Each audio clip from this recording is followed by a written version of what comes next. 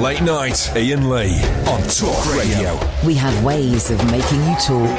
Here's a message from the Haters Club, dedicated to the one I love. I've been cursed by your wicked kiss. Once felt it's forever missed. I'm a member of the Haters Club, and I'm hating every minute of me without you, you without me. Give me some of that misery.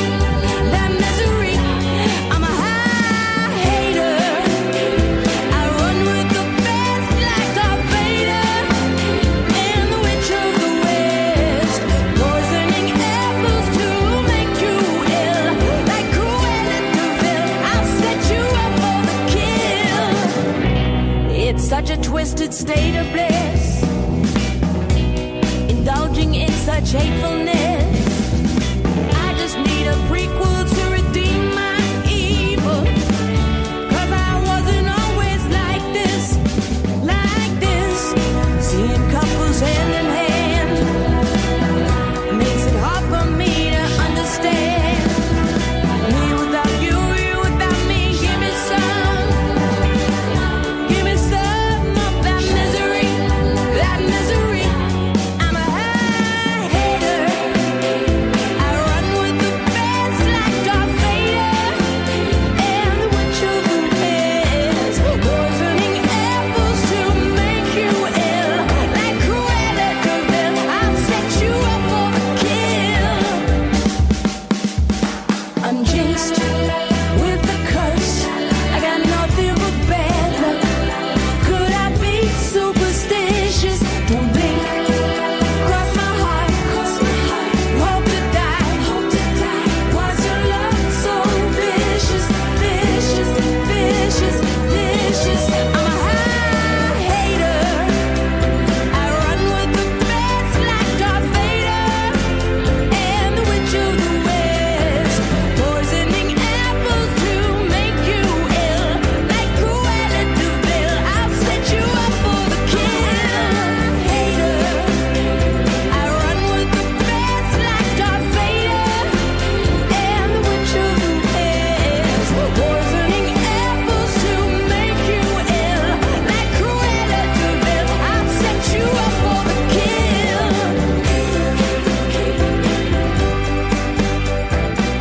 Yes. It's only Tuesday. Man alive. It feels like, I don't know, I'm going to say it feels like a Thursday. It's only Tuesday. Hey, we had a fun day today. Me and first of all, I went and met some cosplayers. That was fun.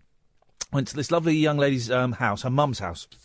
I spoke to her and spoke to her mum. Mum was, I think, called Angela. Have I got that right? And the young lady was called Sophie. And we talked about cos for half an hour, and they were delightful. But what they didn't realise, while I was speaking to them, I was developing, and this sounds nuts. Well, it's not that nuts. I was developing a migraine as I was speaking to them. I was only in their house for about 25, 30 minutes. That's all we needed for the interview. I did want to stay a little bit longer, but I hadn't had much sleep. I had a really bad night's sleep, right? And I hadn't eaten anything.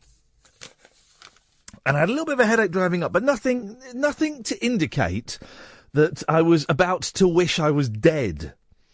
And I went into their house, and they had the heat. I think they had the heating on, right? They were so lovely, absolutely lovely, and made me very welcome.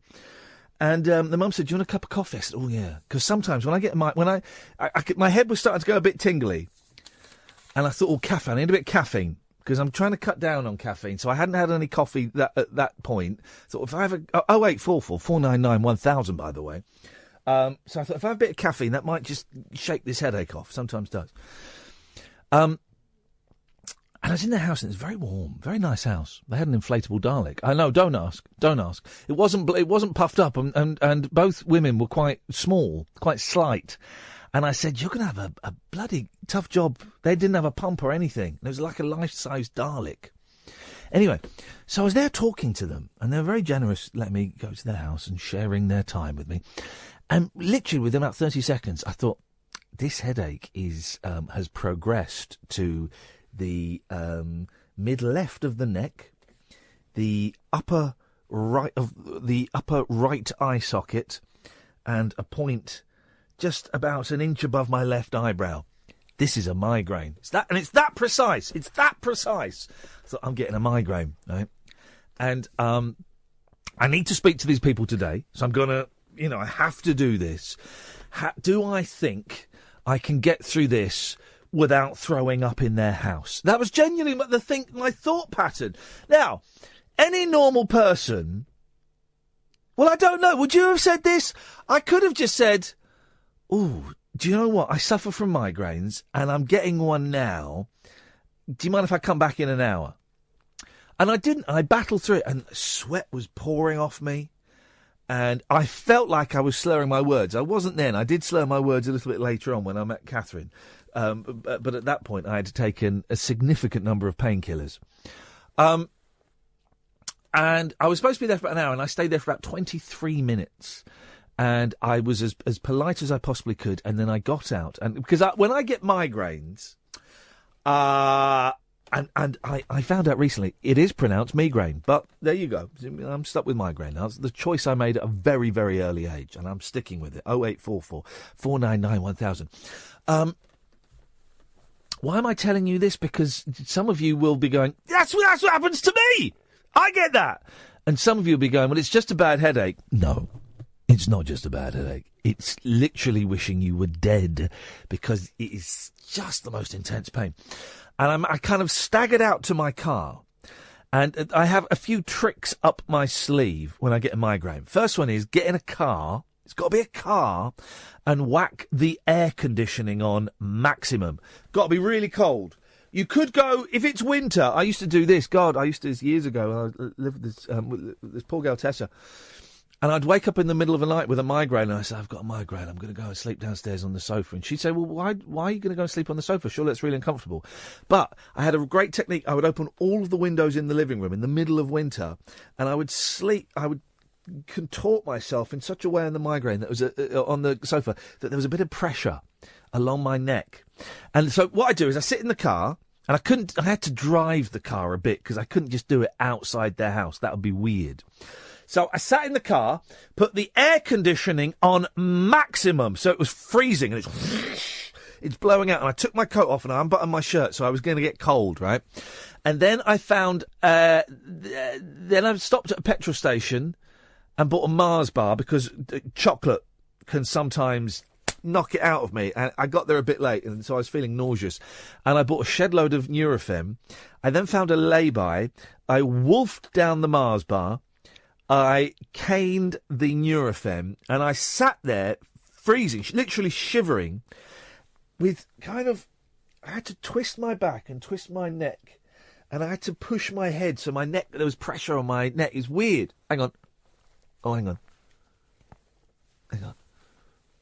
There we go. There's a little bit clicky. I'm very clicky after a migraine. Do you want to hear my back click? Hang on a minute. It should be a good one. Hang on. Ready? Did you get that? Did you pick that up? Other side. We'll start the show in a minute. Hang on. Here we go. There we go.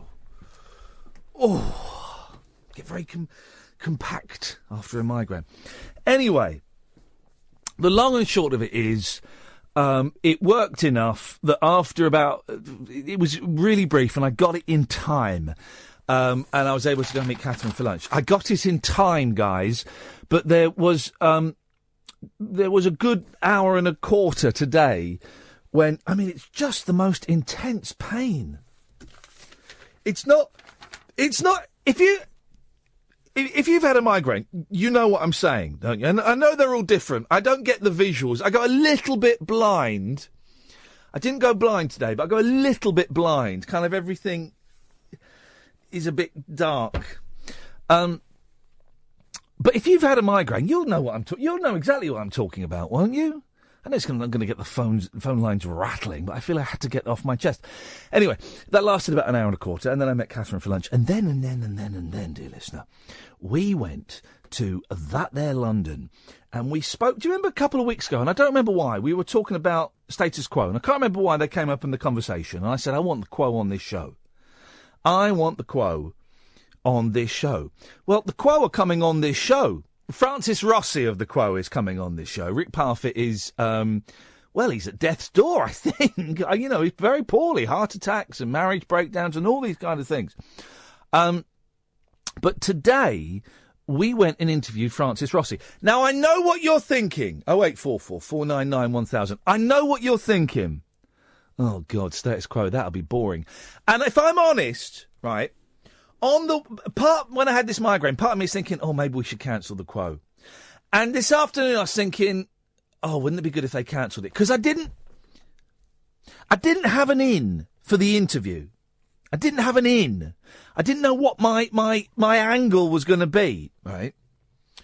And then I did a bit of reading up, and I remembered that they'd recorded a song with the Beach Boys. Boom! There was my in. And it's one of those days where he's in a studio all day doing interviews because they've got a new album out, and he was doing them on the line and on the phone, and people were coming in and blah, blah, blah, blah, blah. And we had the last slot booked, and we were thinking, Francis Rossi, old rocker, jaded, dragged through the press. He's not going to be fun. He's not going to be fun. We could not have been further from the truth. Catherine, can we, it'll take you a few minutes, can we pull off like a minute of the Francis Rossi interview? I don't know if the bit the swearing bit, I don't know if that's, whatever you think. It's just 60 seconds. Because, I think this interview's, we won't play it out tonight, the whole thing, right? We'll play this 1 minute, but we'll play it later on in the week. I think the whole thing is going to surprise you in the same way that the interview with John Lydon surprised a lot of you. So many people got in touch saying, well, I love that John Lydon. Never heard an interview like that with him. And didn't he come across charming and delightful? I genuinely think you're going to come away from the Francis Rossi interview thinking the exact same thing. He was such a gentleman. Well, I sat down and he started pulling my beard. He's going, look at that. That's a cracking beard you've got there. And he was pointing at the white bits. He's saying, he said, you mustn't dye those. You're going to have a corker when it all turns white. And we were talking about rock stars who dye their hair. And after the interview, and he won't mind me saying this, I'm sure, he was talking about how he goes to schools and gives talks about drugs, right? And he opens up the talk about drugs by saying drugs are a lot of fun. How cool is that? He then goes on to say, but then they kill people and they bankrupt people, and then I think he does the trick where he pulls a handkerchief through the hole in his nose that he's made, and he says how much money he spent, and he goes on to talk about the downside of drugs. But you don't... When you get drug talks in schools, right, no one says to the kids, drugs are fun. Here's the thing, drugs are fun, right? They're fun. They're also really bloody nasty and dangerous. But when I was at school, no one ever said, hey guys, listen, ecstasy, cannabis, LSD, it's a lot of fun. They just went, right, this is illegal, and if you do this, you will die. And that message is important to get across. But imagine that. Someone goes in and say, right, kids, I mean like 15, 16, 17-year-olds. Kids, drugs are fun. That's how that's his opening gambit. And then he goes on to talk about the destruction that drugs brought into his life. And we were talking about the Beach Boys, and we were talking... He was such a nice man, and we got pictures taken with him. And he stood on tiptoe, and I crouched, because he's quite wee. We'll play a bit of it later on in the show.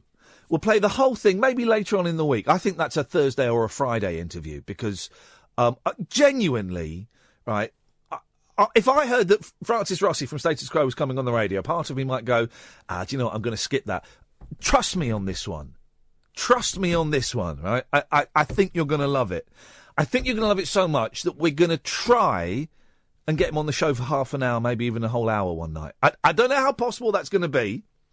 because I kind of get the impression that, he's got better things to do with his time.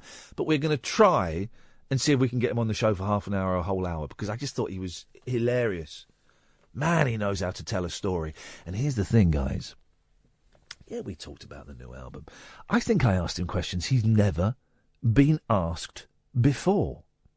Oh, wait, so what's the show about tonight? I don't know. So far, it's 15 minutes in. We've talked about migraines and status quo. Do you know what I mean? It's going to be a random one tonight. Gatford's up first. 0844 499 1000. I'm Iain Lee. This is Talk Radio. Uncut, after-hours conversation for the up-all-night generation. Late night Iain Lee on Talk Radio. We have ways of making you talk. 0844 499 1000 is the phone number. For those of you new to the show and you just listened to the opening monologue and going, but he's not been rude about immigrants, or he's not talked about Heathrow, or he's not said anything derogatory about Muslims. What kind of phone-in show is this? Well, it's a phone-in show where we try and skip all that stuff. Listen, you set the agenda. I will sit here and I will talk about stuff, and I'll go through the papers and stuff. And you can call in about any of the things I talk about, or you can call in about any of the things that you want to talk about. I know. Isn't that putting a lot of responsibility on you, the listener? I know. Tough. Deal with it. You guys have had it too easy for too long. You guys have had years. When was the last time I did a late-night phone-in show? 5 years ago? You've had 5 years. Thank you, Catherine. You've had 5 years of phone-in shows that make you angry or make you scared or make you upset. Well, here's one that is here to celebrate. Yeah? Celebrate. We don't always get it right. We don't always hit the celebration mark, but we try our best. 0844 499 1000 is the telephone number if you want to give us a call. Gatford! Oh, hang on a minute. Let's try that again. Gatford! Hip, hip, hip, boss. Hey! I'm here to celebrate with you. I'm just having a glass of ice-cold water. Fan. Because I still feel a bit groggy after the migraine. A little bit groggy. Well, yeah, it takes a while, doesn't it? It takes a while. I don't Yeah. get them, but my mum does, and it's like a couple of hours in a darkened room. It's horrible. Do you want to hear 9 seconds of Francis Rossi?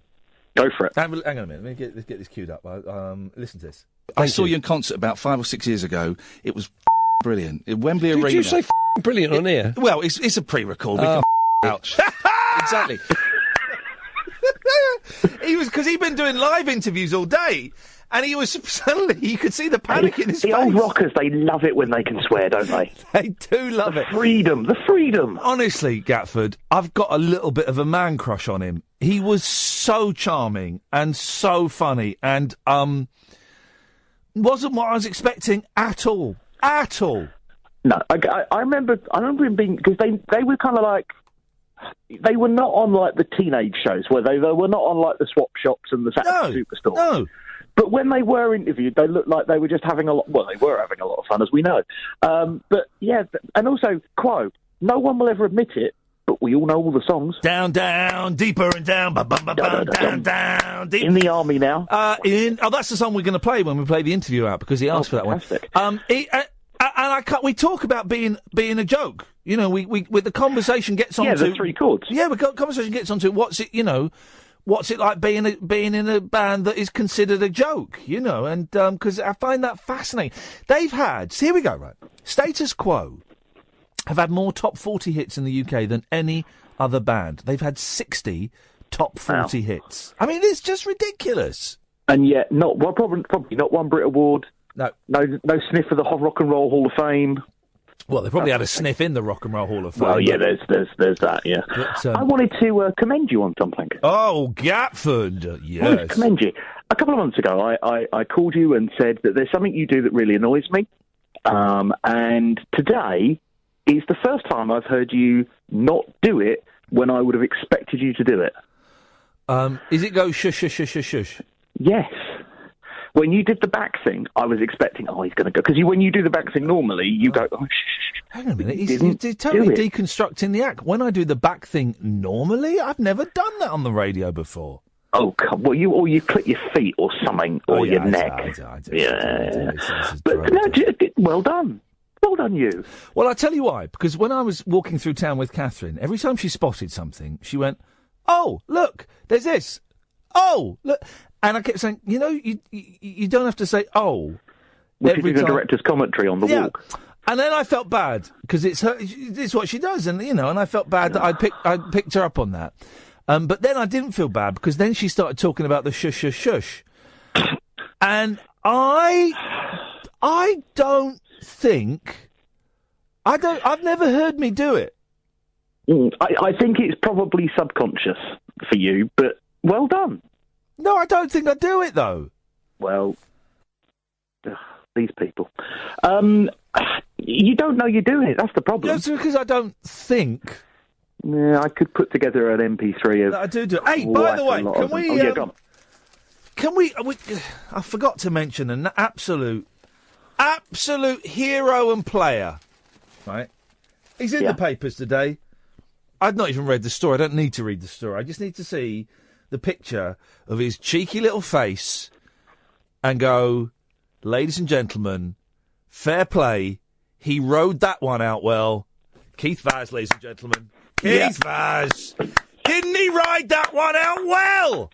Didn't he? You've got lucky. to respect that. He's a bit lucky because, as he said, the news cycle came round pretty quick. How did he dodge? He did. How? Teflon Vaz, they call him. Did he? I call him Vaseline. Well, for more reasons, I call him Vaseline. Hey, that's good, that. You should sell that to the Sun. Rent boys and poppers from a heterosexual married man.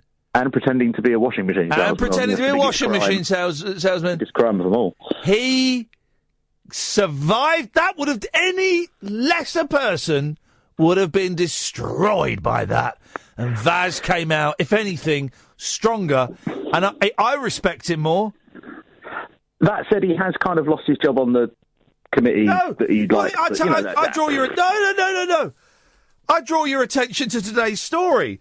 Page 30 of the Mail. Keith Vaz is set to join the Commons Justice Committee despite facing an investigation into allegations he paid for rent boys and offered to buy them drugs. You could say he stepped up there. You could say Select Committee. Yeah. He's been promoted. Yeah. The remarkable move by the Leicester East MP comes just weeks after he was forced to stand down as chairman of the Home Affairs Select Committee. It makes Mr. Vaz's decision to put himself forward all the more extraordinary. Oh, this guy, he is the British Sepp Blatter, isn't he? Do you know what I mean? I'm not saying... What? Well, player. Absolute player. Whatever is thrown at him, whatever is dug up, whatever is rumoured about him, Vaz rides it out. Vaseline. Keith Vaseline. Almost to the point where we no longer need to use the word allegedly in front of anything he's done. No, exactly. And do you know what? He's freed us. Do you know what? I genuinely, I think fair play to the bloke. Fair play. Yes, I know he defended and prevented investigations into Lord Janner during the 80s and 90s. I know that. But in regards to this incident on its own, he's a geezer. He's a player. Yep. I don't care what he sniffs up his nose. I don't care where he puts his wanger. I do not care. As you say, Gatford, it's literally his business. I don't care if other people put their wangers near him. I don't care. Absolute geezer and a player. Well done, Keith Vaz. Legend. You were having trouble sleeping last night. Yeah. So was I, and I was sort of following you on Twitter, and I was debating Twittering. But I thought, no, I should really concentrate on trying to sleep. Yeah. But still was looking at Twitter. Do you know what I did at 3:23 this morning, a.m.? Was it a little soft Little shoe shuffle? Was it a little cupping of the old? No. No. I cleaned the bathroom floor. Ladies and gentlemen, Really? The competition is now closed. We have found Britain's saddest man. Ah.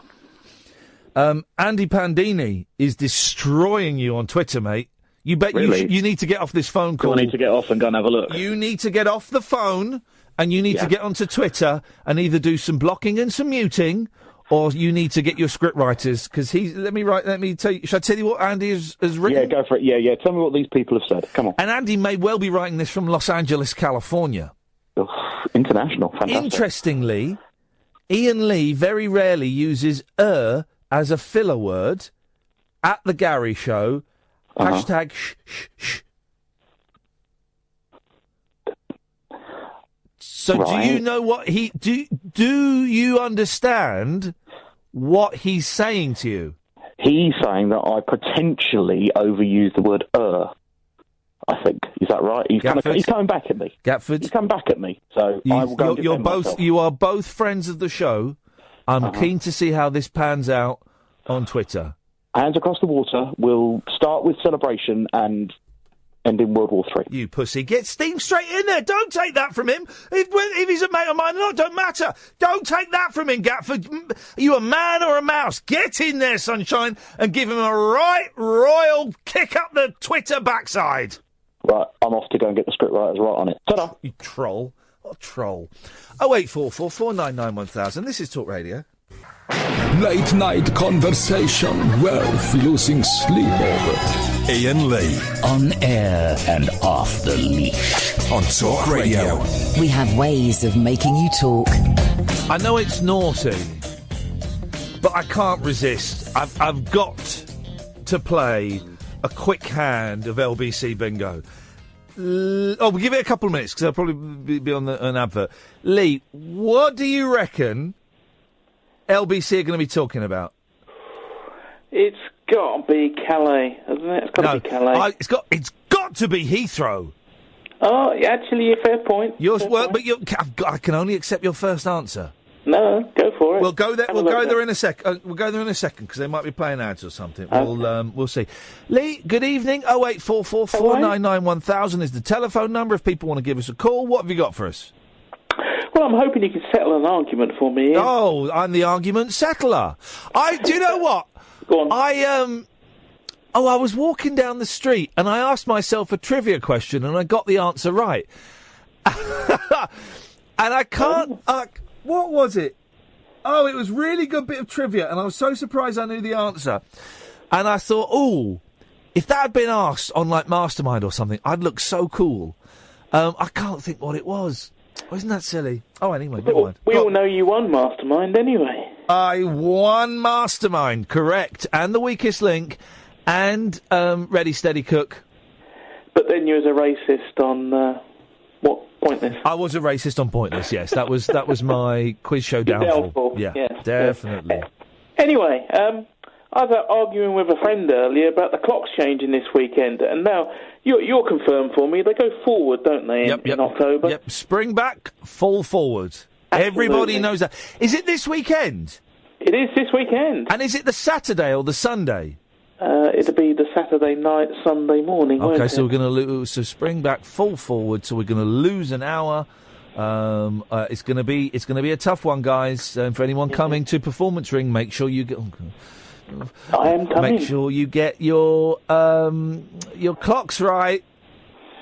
Yeah, I just wanted to settle that because my friend seems to think it's backwards. Oh, your friend is backwards. I know. I knew Iain would know because I know you discussed it in the past. Right, let's have a listen. I think we might be safe now on LBC. So you're saying Calais, I'm saying Heathrow. Here we go. I appreciate they will, but there would be two areas that by any stretch of the imagination you couldn't exclusively put a British leader in the dock for being responsible for what is happening in those places. And none of that would explain the thousands of people that came from North Africa prior to Syria. Or you might be right, Lee. It could be. Afghanistan Hang on. and Iraq.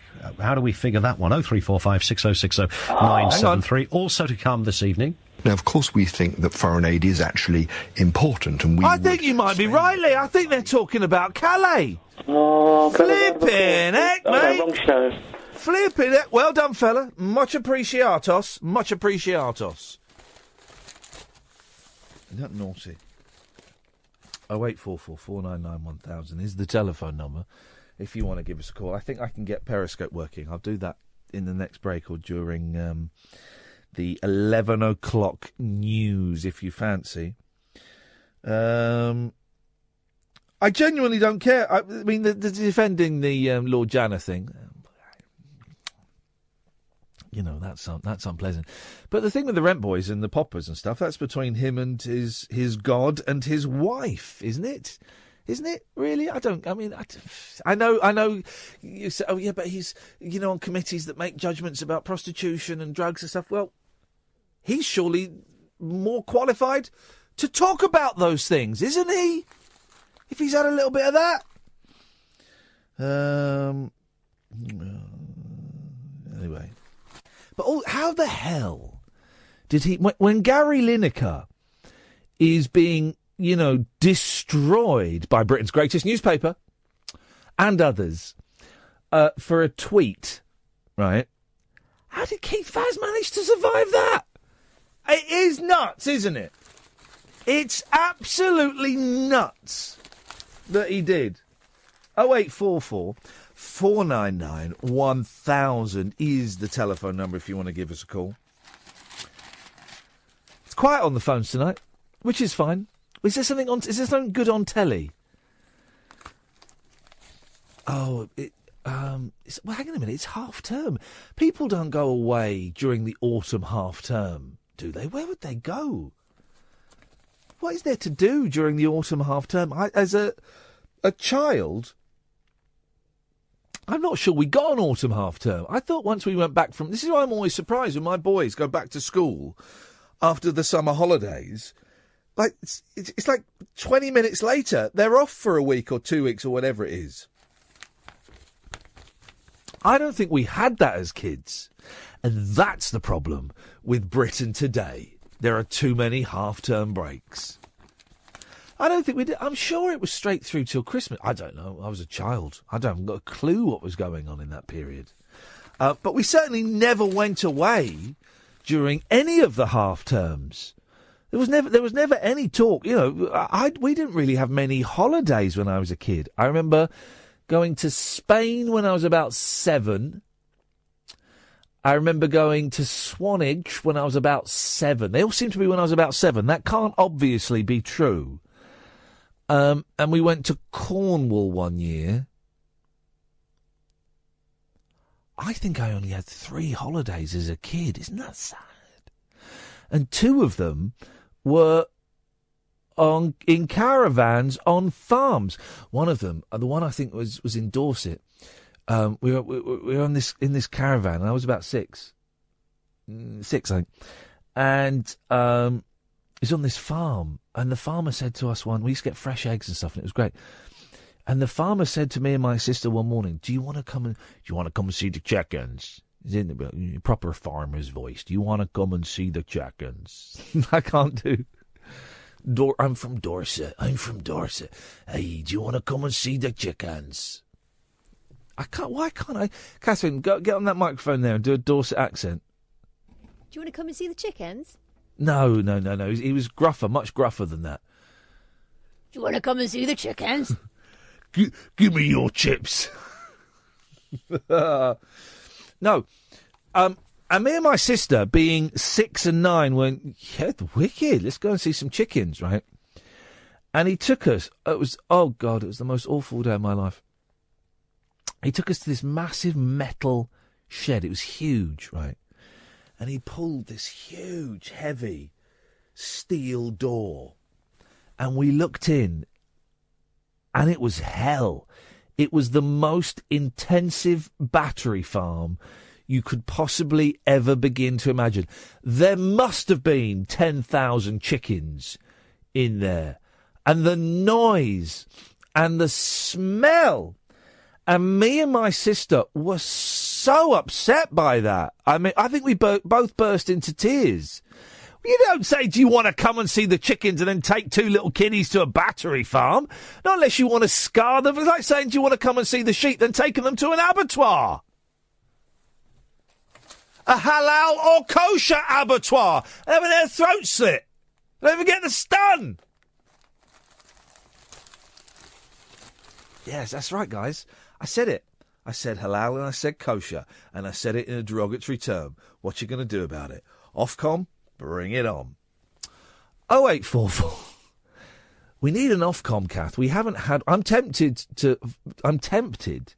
to make my own Ofcom complaint about something that hasn't actually happened.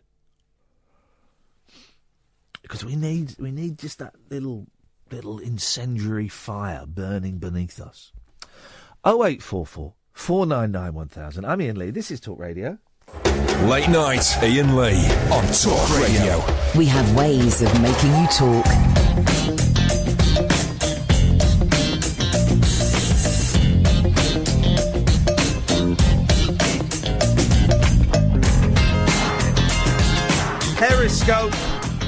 Periscope is up and running, dear listeners.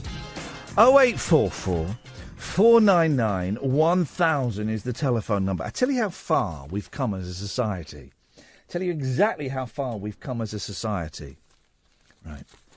Have you seen page 22 of The Sun? This is in The Sun. This is in Britain's greatest newspaper. The Great British Buzz-Off. Have you seen this? They're testing vibrators. I mean, really, it's great, guys, that we can be so free and open about enhancements for pleasure within the bedroom.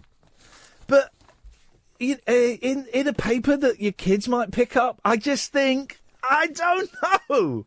It just feels a little bit... God, you can buy them in Poundland.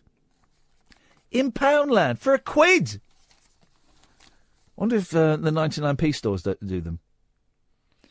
Many of us on tight budgets. Many of us are on tight budgets. Oh, no, come on. Can you put this in the paper? This is like the kind of stuff you used to get in... I'm going to tread carefully, guys, but, hey, they're our sponsors. This is the kind of, like, stuff you'd get in copies of Razzle or something. Many of us are on tight budgets. So the sweet relief of a little pleasure for just £1 is a steal of a deal. But it had just one speed and was loud and rattled like an OAP's false teeth during a turbulent flight.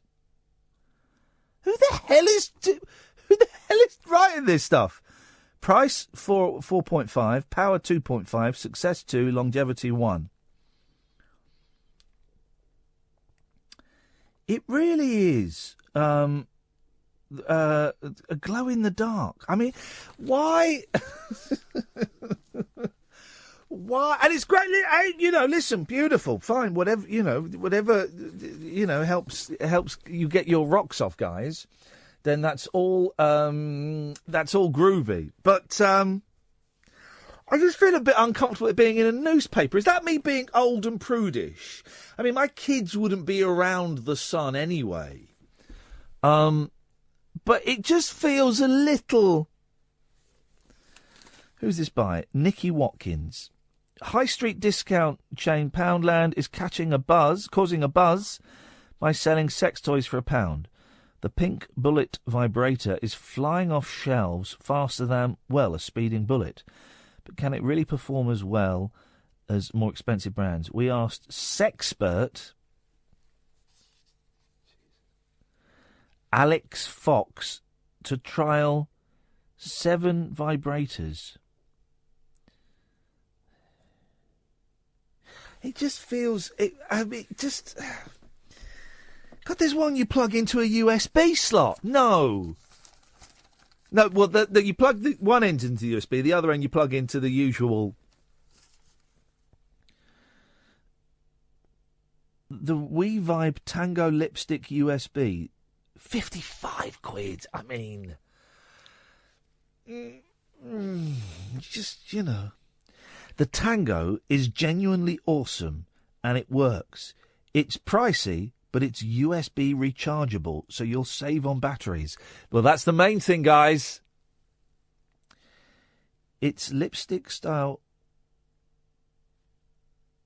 No, I don't need to read that. I don't need. I mean, it just seems to. It just seems a little. You know what I mean? It just seems a little uncomfortable.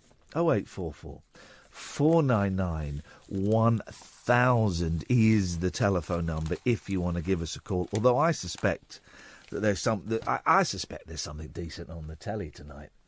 Well, in that case, we'll just sit here. We'll get Kath in after 11, and I'll go home. How's about them apples? Sins and Needles. Love Tat inks 39 flames. Wibbo etched on girls. I'm not a fan, dear listener, of body art. I just think... oh, someone wants to play a game. Let's play a game. Sex toy or pet toy? I mean, no, really. Yeah.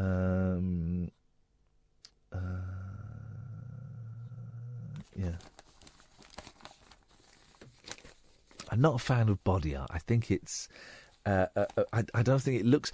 I tell you, the thing I hate is girls quite often will have like a little motif behind their ear. You seen that? They're like a little musical note, or I don't know, some cherries or something behind their ear.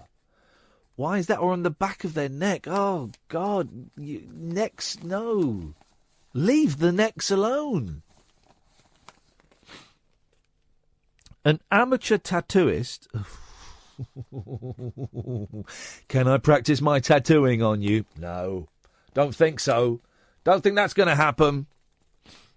An amateur tattooist claims he has inked his name on 39 lovers.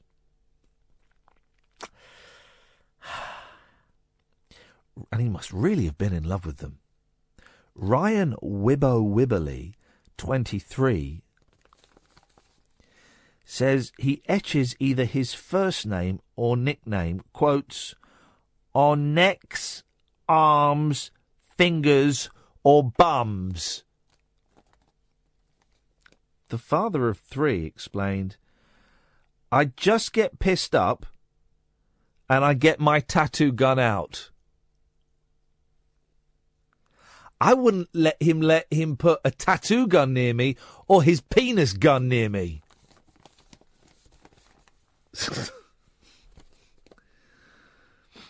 It's a laugh. It's not taking advantage because they want it done. His latest girlfriend has got Wibbo tattooed over one eyebrow and Ryan tattooed over the other eyebrow. Look. Jeez. Come on. Mate, he ain't going to be with you in, I was going to say 6 weeks. In 6 minutes, he ain't going to be with you. I wish this couple every success in their future relationship. But if I was going out with a girl and she had my names tattooed over her eyebrows, I think I'd dump her instantly, even if it had been me that had done the tattooing. I think I would have to. Because that's weird. So, why have you got my name? You did it. Yeah, but I was pissed up. It was a laugh. I think you're weird for letting me do it. We're finished. Hang on, you've just tattooed your names over me. Tough. You should see what I've written on your bum. I don't remember the girls' names. They're just one-night stands. He's all heart. Current girlfriend, Courtney Lee, no relation, 20, has Ryan above one eyebrow and Wibbo over the other, plus his moniker on her breast and neck. These Ryan from Stoke said, where is this from? Is this from a TV show? See if you can find Ryan Wibberley on Facebook. Wibberley.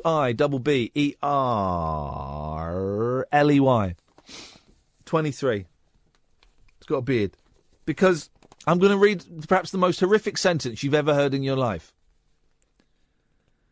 Ryan from Stoke said, I've branded her like Heinz beans.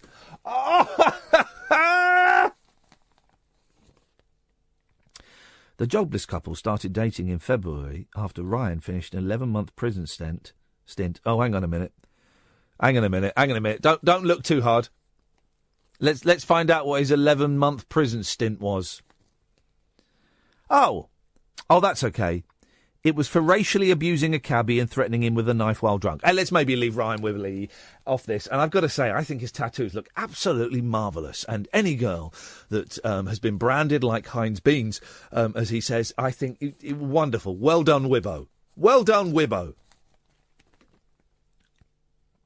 Courtney told The Sun, there can't be 39 girls running around with his name on them.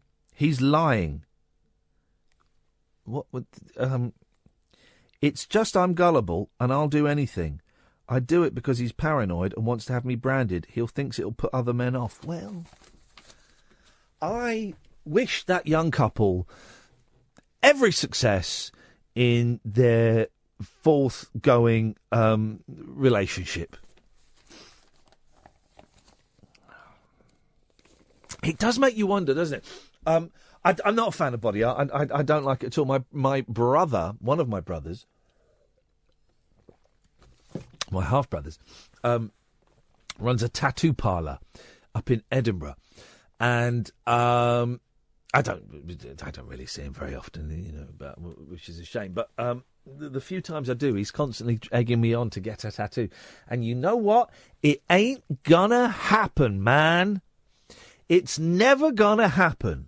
I don't get it. And I'm not as... I was kind of really anti it before. And I think I would have said some quite rude things about people who've had tattoos done. And I'm not like that now. Hey, it's your body, baby. You do whatever you want to do. It's all groovy with me. But I do think the human body, with all its imperfections and its wibbles and its wobbles, I think they look good. Ladies look good, and I can appreciate that men look good, so why would you want to go and draw on them and add bits and pieces to them? I just think you don't need to do that, man. Everyone looks good. Yeah, if you found him, then let's see if we can get Wibbo on the show. What have we done? Kath's found Wibbo. We're going to try and get Wibbo on the show. Oh, man, I don't know. Guys, listen, it sounds like you don't want to ring in tonight, and that's absolutely fine. We'll just me and Kath will just sit here and talk for the next couple of hours. But maybe it's because you heard they were talking about Calais on the other place, and you thought, we need some of this. We need some of this Calais action.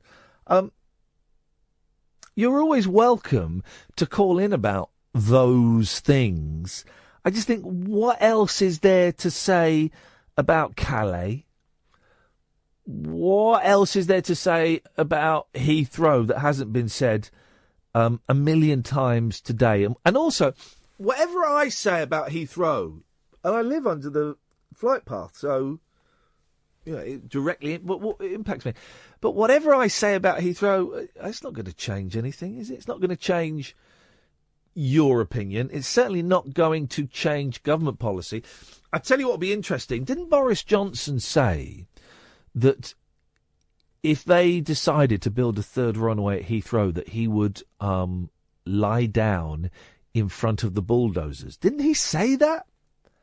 I am sure that he said that. So, Boris, when are you going to start lying down in the road? And this is, excuse me for even suggesting this, okay? This is rude, but I feel I have to say it. Is it possible that Boris Johnson said something that he didn't really believe in just to further his career? I mean, is that a possibility? That can't be. Really? No. 0844 499 1000 is the telephone number. You can watch us on Periscope as well if you want, dear listener. We have an unusual angle on the Periscope this evening. If you go to periscope.tv/Iain Lee, you will see me waving to you in a darkened studio. Yes, Penny! Good evening, boss. How are you? What kind of cake? Oh, lemon drizzle today. Gay cake! It's always gay cake. I thought that was just last night. Well, mate, yes, mate. Can we have a lesbian cake? Probably. Didn't you have bi cake last night? So We did have bi cake, and now we're going to have some lesbian cake. Delicious. Okay. One for the ladies. Lesbian ladies. Lovely. What you got for us, Penny? You know, you're talking about chicken farms or whatever it was. Yes. I can go on worse. Going to a pig farm. Oh, yeah, go on. Not pretty well. My parents used to live next door to a pig farm up in North Yorkshire, and lovely old Yorkshire couple who ran the farm, Ray and Joan, bless them. I think they're still there. And one day Ray went, "Oh, come and see my pigs." Yeah. So me and my sister trotted off, excuse the pun, to go and see the pigs. Yeah. But of course, you've got little baby pigs, and not one of them survive, and some of them had just been pulled out and left on the side for him to deal with later. And yeah. Oh, man alive. That's grim. Yeah, not nice. So, I mean, I must have been maybe about 12 and my sister about 9, but I'm even still, it was pretty gruesome. for kids knowing where their food comes from, right? Like my Yeah, that bit was fine, but... but my youngest, and we always talk about the fact that they're eating animals and stuff. My youngest was eating lamb the other day. I went, "Hey, this is lamb." We went, "Yeah." He said, "That's like a lamb in a field." I said, "Yeah, that's what it is. That's what you're eating." And suddenly you could see this little penny drop in his head. And then he just went, "It's really tasty." And then he shoved a load more in his mouth. So yeah, my son does the same with pork pies and sausages and bacon, actually, yeah. But as you know, I was a vegetarian for 26 years, and I went back to it maybe 3 years ago. And I've been toying with the idea of going back to being a vegetarian, because I don't agree with the ethics of killing an animal for food. But I do like the taste of animals as food. I love the taste of it. Oh. We went to the other... You've got a what on? What did you say? Oh, no. Me and Kath, after the show on Friday, we went to one of these all-night shisha bars, right? We passed a shisha bar on the way home. And it's like all like Lebanese and Turkish kind of food and stuff. And we had the most delicious, like lamb, I don't know, lamb kebab on a I don't even know what it was, right? But it was absolutely delicious. Lamb and halloumi, right? And I don't think I could give that stuff up. I think bacon butties is the thing everyone says is what they go back to eating meat for, isn't it? You know the big shisha hubbly bubbly pipes? Yeah, I used to live just off the Edgware Road. I know them very well. Yeah. That's where we went. Have they got tobacco? Is it tobacco in there? Yeah, well, there's different sorts, isn't there? Because I went to Istanbul, and there it's all they do lots of like apple tobacco ones and stuff. Because you could get Skittles flavoured hubbly bubbly pipes, and I was thinking if there wasn't tobacco in there, I'd love to just. I'd like to have a vape on a Skittle. You could probably set it up. When I was at university, someone did have one of them in their room that they brought back from some trip somewhere. So I'm sure you could just like make it up with. There's always, and I bet I know. Thank you, Penny. I bet I know exactly what that guy was smoking in their bloody students. 0844 499 1000. I'm Iain Lee. This is Talk Radio. Across the UK, online and on DAB. Talk Radio. We have ways of making you talk. Talk Radio. 0844 499 1000 is the telephone number. A lot of pranksters already saying that the clocks go back an hour on Saturday night. It's spring back, it's full forward. All right, guys? Late night, Iain Lee on Talk Radio. We have ways of making you talk.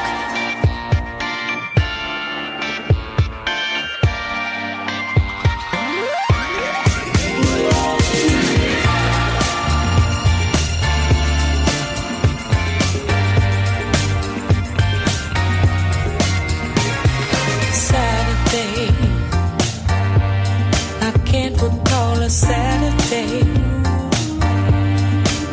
the rain, winter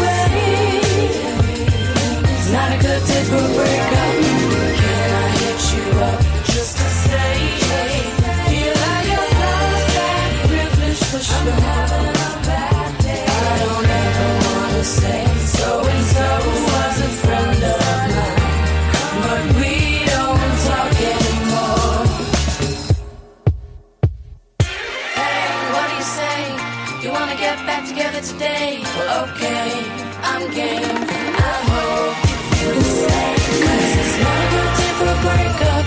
Let's get together and make up. Agree to disagree. Make a list of everything you dislike about me. Put it on a piece of paper and throw it away. It's not a good day for a breakup.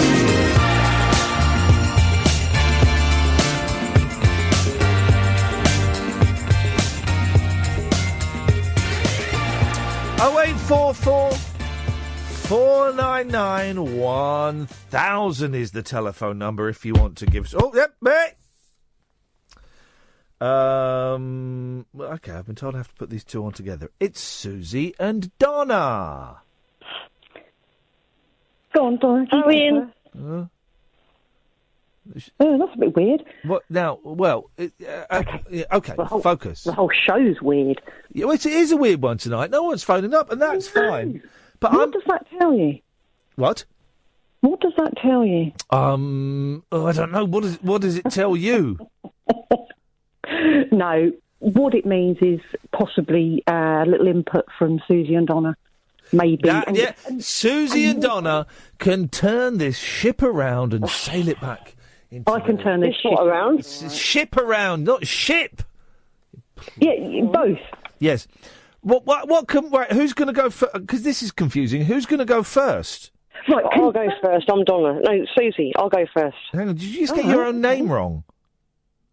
No, I'm Donna. That's Susie. I'm Susie. You're Which one's Susie? I'm Susie. Remember at Cambridge? Yes.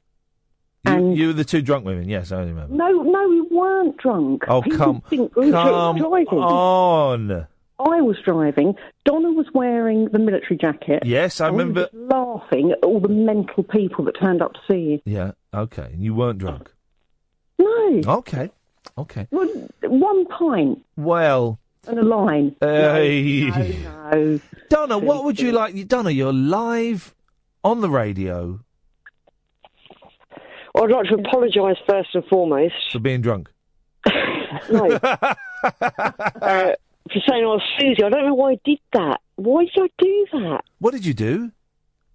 Well, I came on the show a few times, and I went out to see my daughter in Thailand, and we played it in Thailand to all the Thais. They loved you. Hey, are we big in Thailand? Man alive, yes you are. Oh, beautiful. I spoke to you about your Danny Baker interview. Yeah, you've still not listened to. But the Thais like me. This is what I want to know. Can we get a show over in Thailand? Listen, they were all going, Iain Lee. We love you, Iain Lee. No, they didn't say love. They say lao. We love. Oh, in that case, well, we're doing a show in Macclesfield next Monday. Maybe we can do one in Thailand on the Friday. Bloody hell! Could be the world tour. That would be good. Let's talk to Catherine a little bit. Yeah, because very interesting. Well, she's gone out for a bit. You're having a laugh. Can I interject? What is this? Is now Susie. Yes. Can I? Not that I dislike you in any shape or form, Ian. I think you're a very, very funny chap. But underrated. But capital B. We just need a bit of a boil. You know what? Need a bit more boil on the show. A bit more what? Boil. He heard you. Boil? Yeah, bring it up to the old boil. Oh, for goodness sake. Listen to Catherine. Well, she's gone off somewhere. Did you read The Secret anyway? Yeah, what? Did you read The Secret? Oh, I was supposed to read The Secret, wasn't I? No. Oh, man alive. No, I didn't. Instead, books I've ordered in the last week include XS All Areas, the Status Quo story for a penny, and a book about... Oh, you were right up Francis Ross's arse. Totally. Yeah, he was brilliant.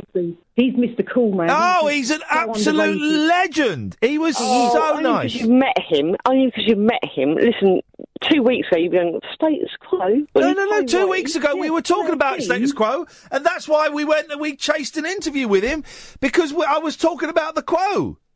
Yeah, but the problem being, you've got him after he cut his hair. So Yep. it's not quite as good. Yeah, yes. Not the Oh, real really? McCoy. What, as in Yeah, his Samson? hair. The ponytail has gone. But if I do interviews with people and I think they're idiots, I'll say I thought that person was an idiot. Really? And you're right. Never. Yeah. Oh well, Daniel Bedingfield. Yeah, well, he's a bit chubby, isn't he? Well, chubby's got nothing to do with it. Saying. Well, I know. his eating habit. Yes. Well, where is Daniel Bedingfield these days? He was in War of the Worlds, wasn't he, in the West End? His sister somewhere. His sister's good, Natasha Bedingfield. I liked her. Hip hop. But he did.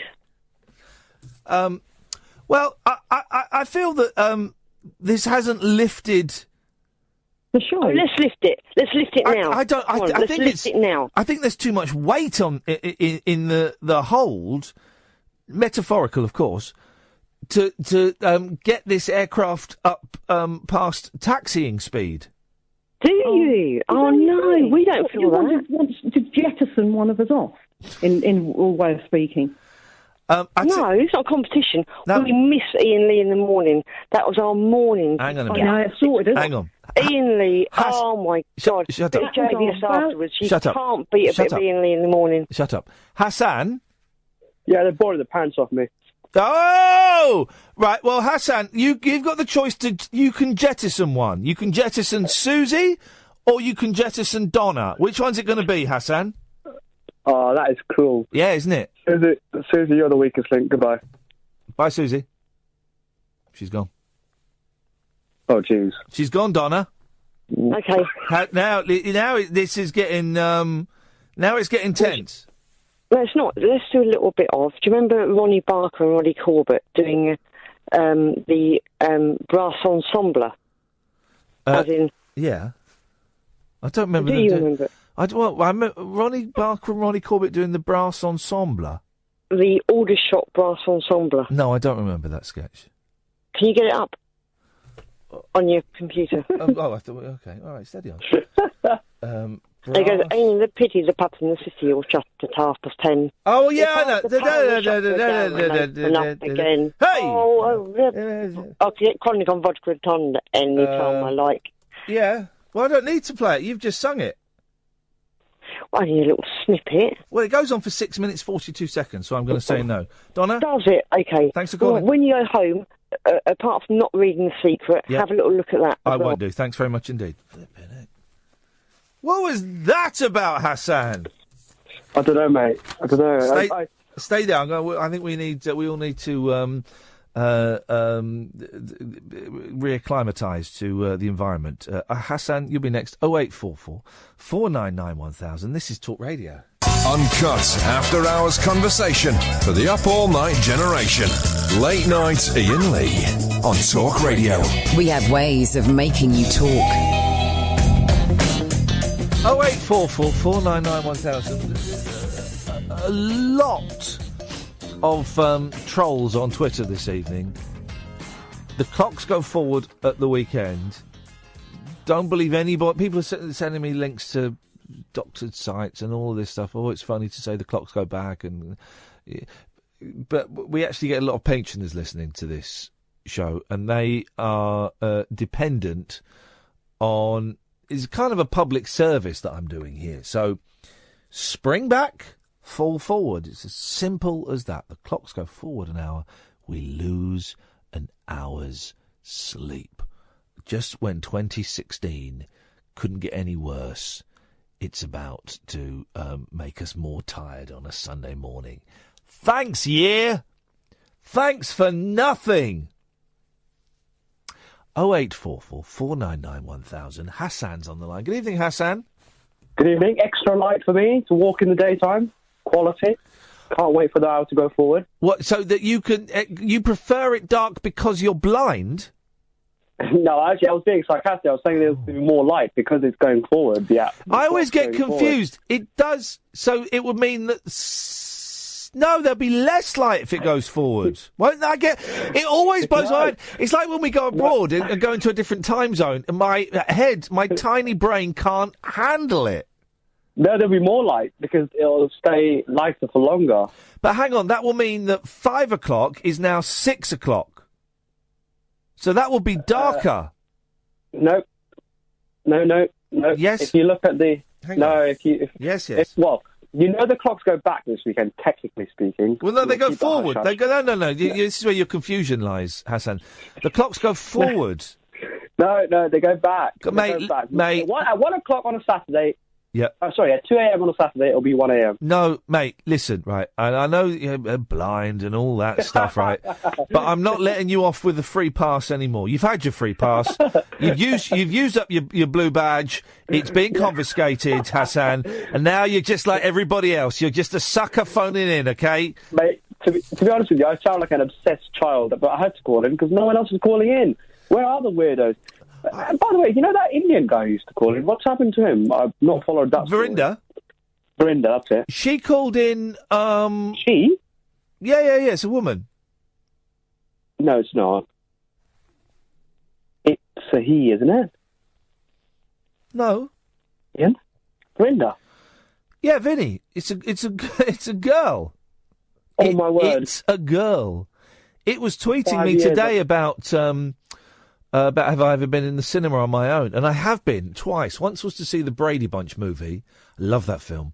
And once was last year, and it's quite recent. And I can't remember what it was. I remember exactly where I sat in the cinema, and I can't remember what the film was. But I enjoyed it anyway. I've been the earthquake. What earthquake thing? Did I watch a film about an earthquake? I don't know. What a waste of money that was. Anyway. I've been to watch Love Actually on my own. Yeah, I like it's good, but it was the cinema empty? No, it was full. It was in the first week. Well, that's not the she was asking if I'd ever been to the cinema when it had been empty. Oh, okay. But she called in the other night being the fake shake. Okay. Yeah. Oh, I didn't realise it was a she. Anyway. Does it? Hey, listen, it doesn't matter. It's 2013, something like that now. Just thinking about 3 or 4 years' time, gender won't even be a thing. No. Exactly. LBC will be talking about Muslims, guys who are meant to be girls, or the other way around. Bloody transgender Muslims. Blimey. Yeah. Jeez. Well, Ian. Yes. Catfishing. Yeah?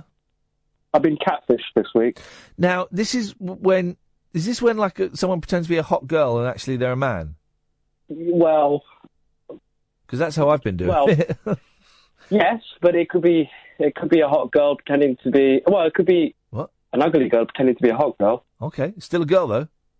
Well, yeah, but it's... So that's better. That's one better than it being a guy. I know. Well, the thing is, I don't really do the online dating stuff, but I was messing around online. Believe me, you can as a blind person. Hey, well, porn. You must be aware of the website Porn for the Blind. Oh, mate, that's pathetic. That's Sorry? absolutely pathetic. It's someone describing porn for you. What fun is that? You don't actually hear anything. It's like you watching a porno and then describing it for me. Going, I would do that for you. I would do that for you. No, I would do that. I would do that for a bro. Porn for the Blind is a real site. Pornfortheblind.org. Don't advertise that. I'm going to scroll down. Let's find one. Oh, we go. Bang Bus. All right. And what this is Lord Horn from the Blind presents anal bang. Okay, let's maybe not watch that one. No. Let's watch Hot for the Teacher. That sounds nice one. And what this is a website. Honestly, it's a genuine website, pornfortheblind.org. And people who have got a lot of time on their hands will visually, they'll orally describe. You describe. This one's called Hot for the Teacher. Here we go. Porn for the Blind presents MILF Soup. Oh, we don't want MILF Soup. This is a 2-minute preview clip located at http. So what's nice is she's got a nice voice. Normally it's like that previous gentleman, you know. So she's got a nice voice. //milfsoup.com Milfsoup. /T1/PPS equals no advert /free I'm already turned off. movies Yeah, well, don't worry. Should we wait till she gets to us? Hang on. Here we go. 3351.htm. Here we go. Okay, let's start the clip. Okay. Bangros.com presents. A clip. We're in a classroom setting. It seems to be all male students and one female teacher. Wow. This I'm already turned on She's now. walking down the hall. Yep. She's wearing a my garter God. belt and thigh highs. Yep. A So mini hot. skirt. Yep. And a large amount of cleavage is showing. Here we go. Sexy. Oh, wow. She Oh, enters yeah. the room and drops her belongings on the desk and proceeds to the chalkboard. Yep. Okay. I want you. Stop ruining it, Hassan. She addresses the class. She addresses the class. Oh, yeah. A young man drops a paper. Oh. She hands out papers. Oh. She sits at her desk. Here we go. Here we go. Here we go. She seems to be becoming very horny. Right. He's coming She horny. is stimulating her vagina with her fingers. There we go. You see, and that is She's now patrolling the classroom. She continues to stimulate her. There we go. So you get the idea. Hassan, that's not meant for me. That didn't turn me on because I can see. But you're blind, so that you must be like, really turned on by now. No, not at all. Not at all. Okay. You'd rather watch the real thing, but I won't go into it. But effectively, that exists, and people think they're doing the good. You're sort so of by ungrateful. describing. You lot, am. and by you lot, You I lot. mean blind people. You're so ungrateful, man. Come on, that woman has taken 2 minutes out of her day to watch Hot for the Teacher and describe it for you. Unbelievable All right, well, ingratitude. How about you and Catherine describe one and create a podcast? See if that does it for me. Fine. Is there money involved? Because if there is, I'm in. Okay. Yeah. No, there isn't. Okay. Well, Hassan, thanks for calling. I'm going to cut you off now. Thank you. Bye-bye. 0844 499 1000 is the telephone number. Mark! Hello, mate. Hello, Mark. What you got for us? Well, I was just what it is. I watched a film today with Simon Pegg. Is he a mate of yours? Pardon?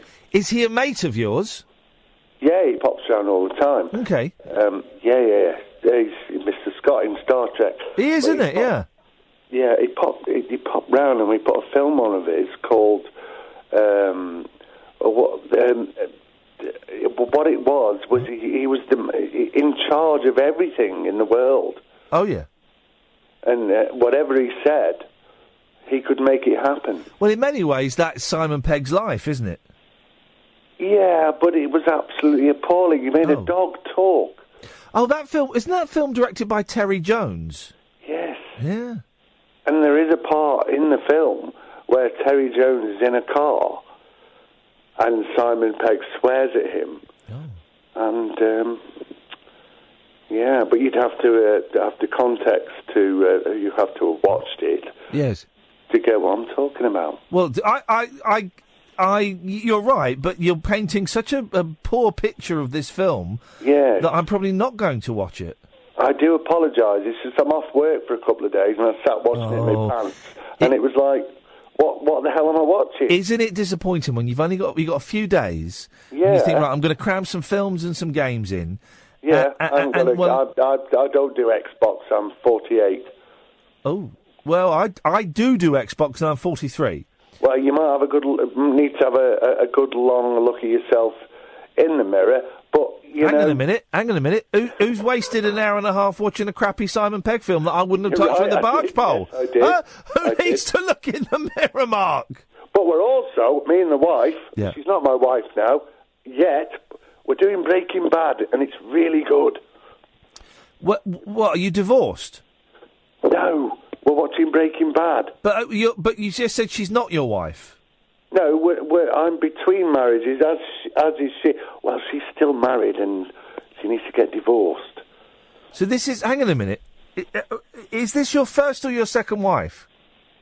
She will be my second wife. But she's married?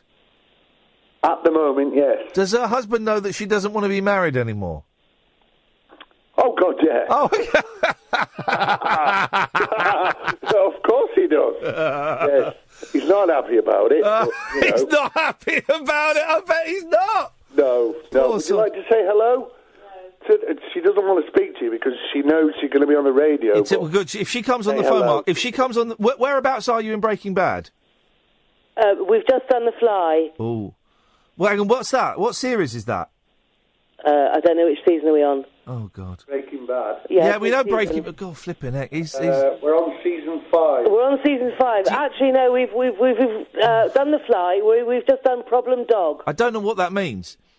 Do you... have you not watched it? No, I've watched it, but I don't know what the episodes are called. Ah. Oh, gosh. Well, Mark will have to explain. I'll pass you back. Okay. Sorry, Ian. Mark, do you want me to tell you how it ends? She's just had a pizza and she's all chill. You know how women are like when they've had a pizza. Yeah, and they're I'm all beginning chill. to see why. I think the current husband is probably getting a good deal. I can tell you how it ends if you want. No, don't do that. I don't mind telling you. I have heard it's extremely disappointing. No, it's not. I would say it's as good as it could be because normally the endings of these long-running series are pony, but this one you kind of came away thinking, yeah, okay, yeah, that's not bad. I can buy that one. It's really nice to talk to you, Ian. I used to ring you on your old radio show. I vaguely recognise your voice. Yeah, I only had one nut. Oh, one nut. We've met. Hello, mate. We played football together. No, we didn't. I thought, well, how many callers only had one? You were one nut Mark. Yes. We met, didn't we? No. I'd have remembered that. You would have remembered that. I would, yes. Well... But I really loved your show, and I'm phoning now. That phoning's an awful thing. I loved your show, loved ringing up, and here I am. I'm ringing you on your show. And I live in Staffordshire, and you're all the way in London. So... And I'm really glad that LSD is starting to kick in, Mark. That's brilliant, mate. Yeah. No, I don't do that. It's meth. Okay, well, there you go. Fine. Has the other nut grown back yet? No, I've got it in a petri dish. It doesn't seem to be doing anything. No, it will do. It will do one day, Mark. Yeah. Hang on a minute, because I'm sure I met one nut. No, you didn't meet me, There no. must have been two callers that had one nut. Well, then, between us, we had a nut each. Yeah, We you got were enough a nuts. whole You got enough nuts to go round. That'll do. Well, listen, enjoy Breaking Bad, and I hope everything goes smoothly for you. And thanks for calling. Nice to speak to you again. And you, mate. Cheers, mate. Bye. I did vaguely recognise his voice. Yes. Really is an odd show. I hope Murdoch isn't listening tonight. 0844 499 1000. This is Talk Radio.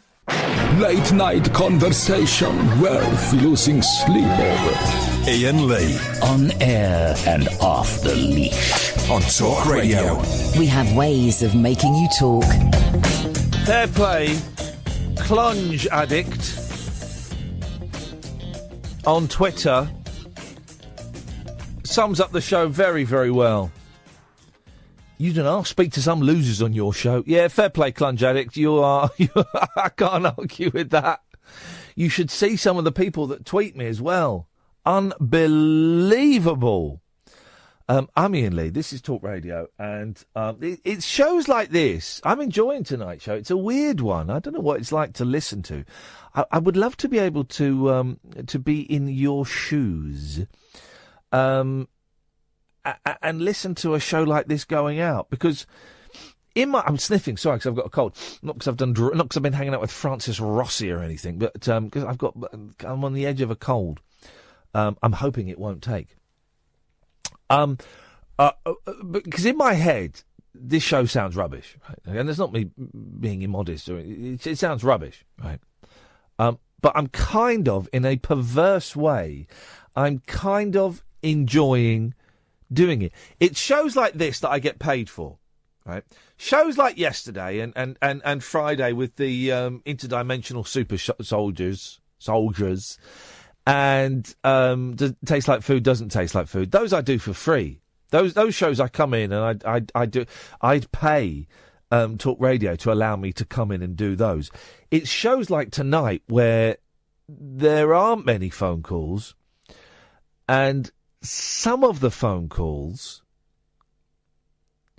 haven't been very helpful. There's been a couple of phone calls that haven't really given me much to go with. And that's fine.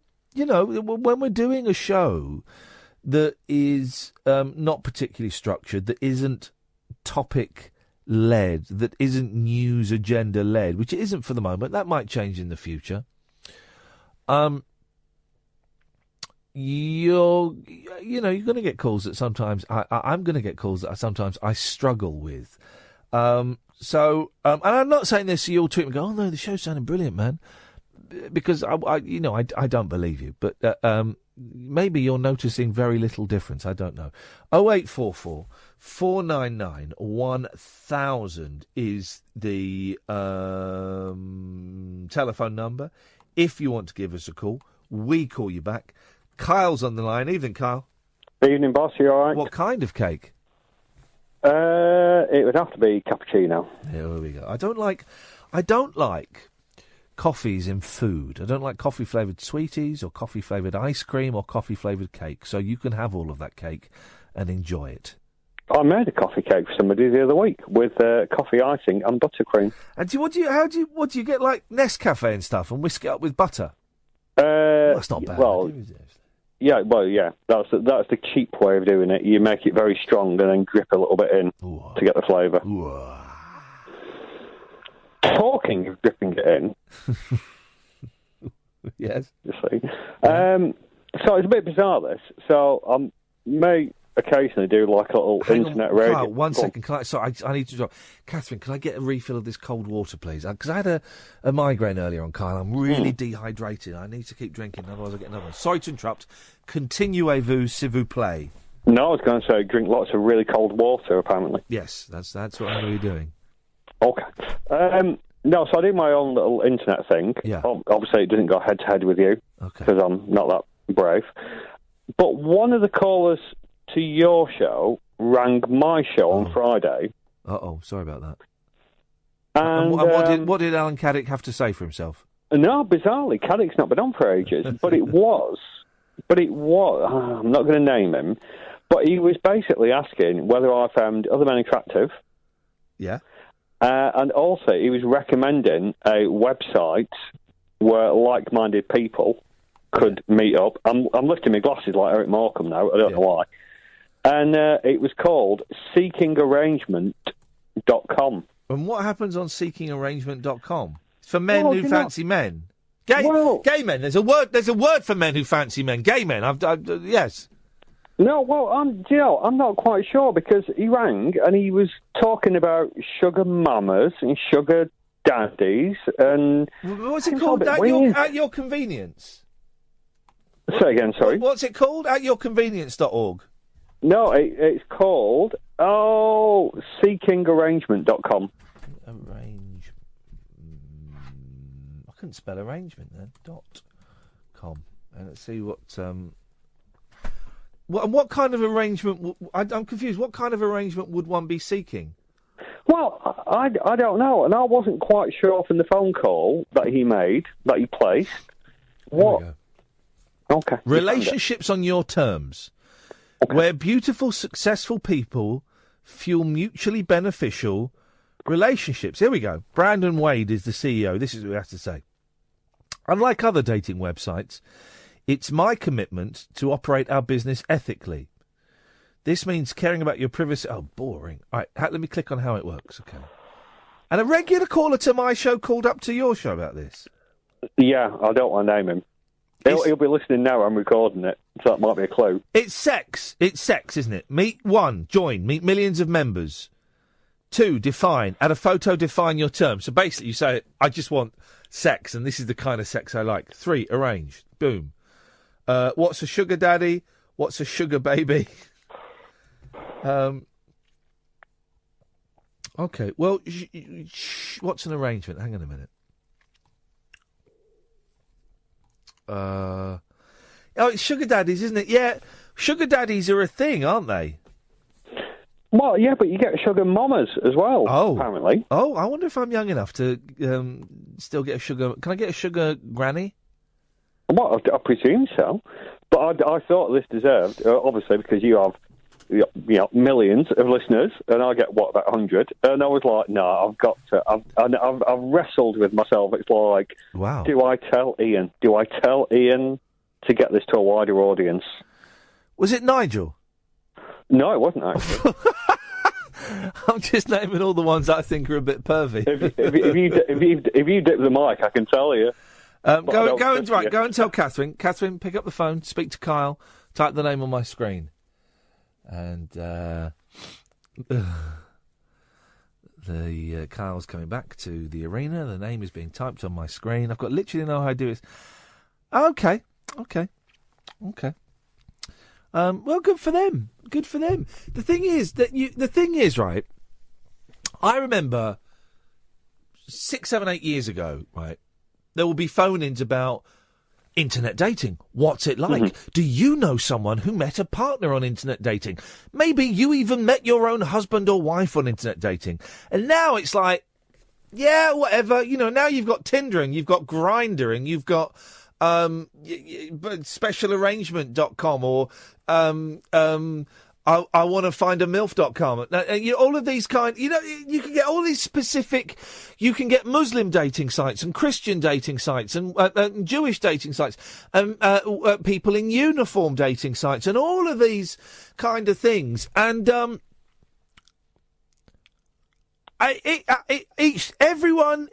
we're all God's children. I would have loved it. Right, when I was a student, Kyle, right, to have had a sugar mummy. I would have loved it.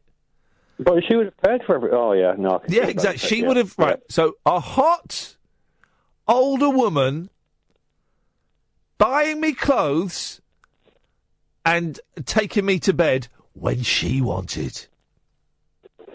I can't think of anything better, Kyle. You get bored with that, Ian. You would. What, having stuff bought for me by a hot older woman? Imagine yourself. You'd be like a kid in a chocolate factory. You wouldn't like it. Well, I don't know about that.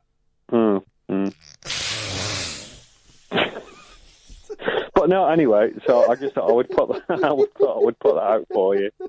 I made a childish joke. Kyle, and I feel proud of myself. Hey, Kyle, you've had medical issues. You know when you get like a tightness sort of down the left side of your trunk, right, from just under your armpit to just below your left breast, on the left-hand side, like a tightness, and it hurts a bit, and you've had that for a few months.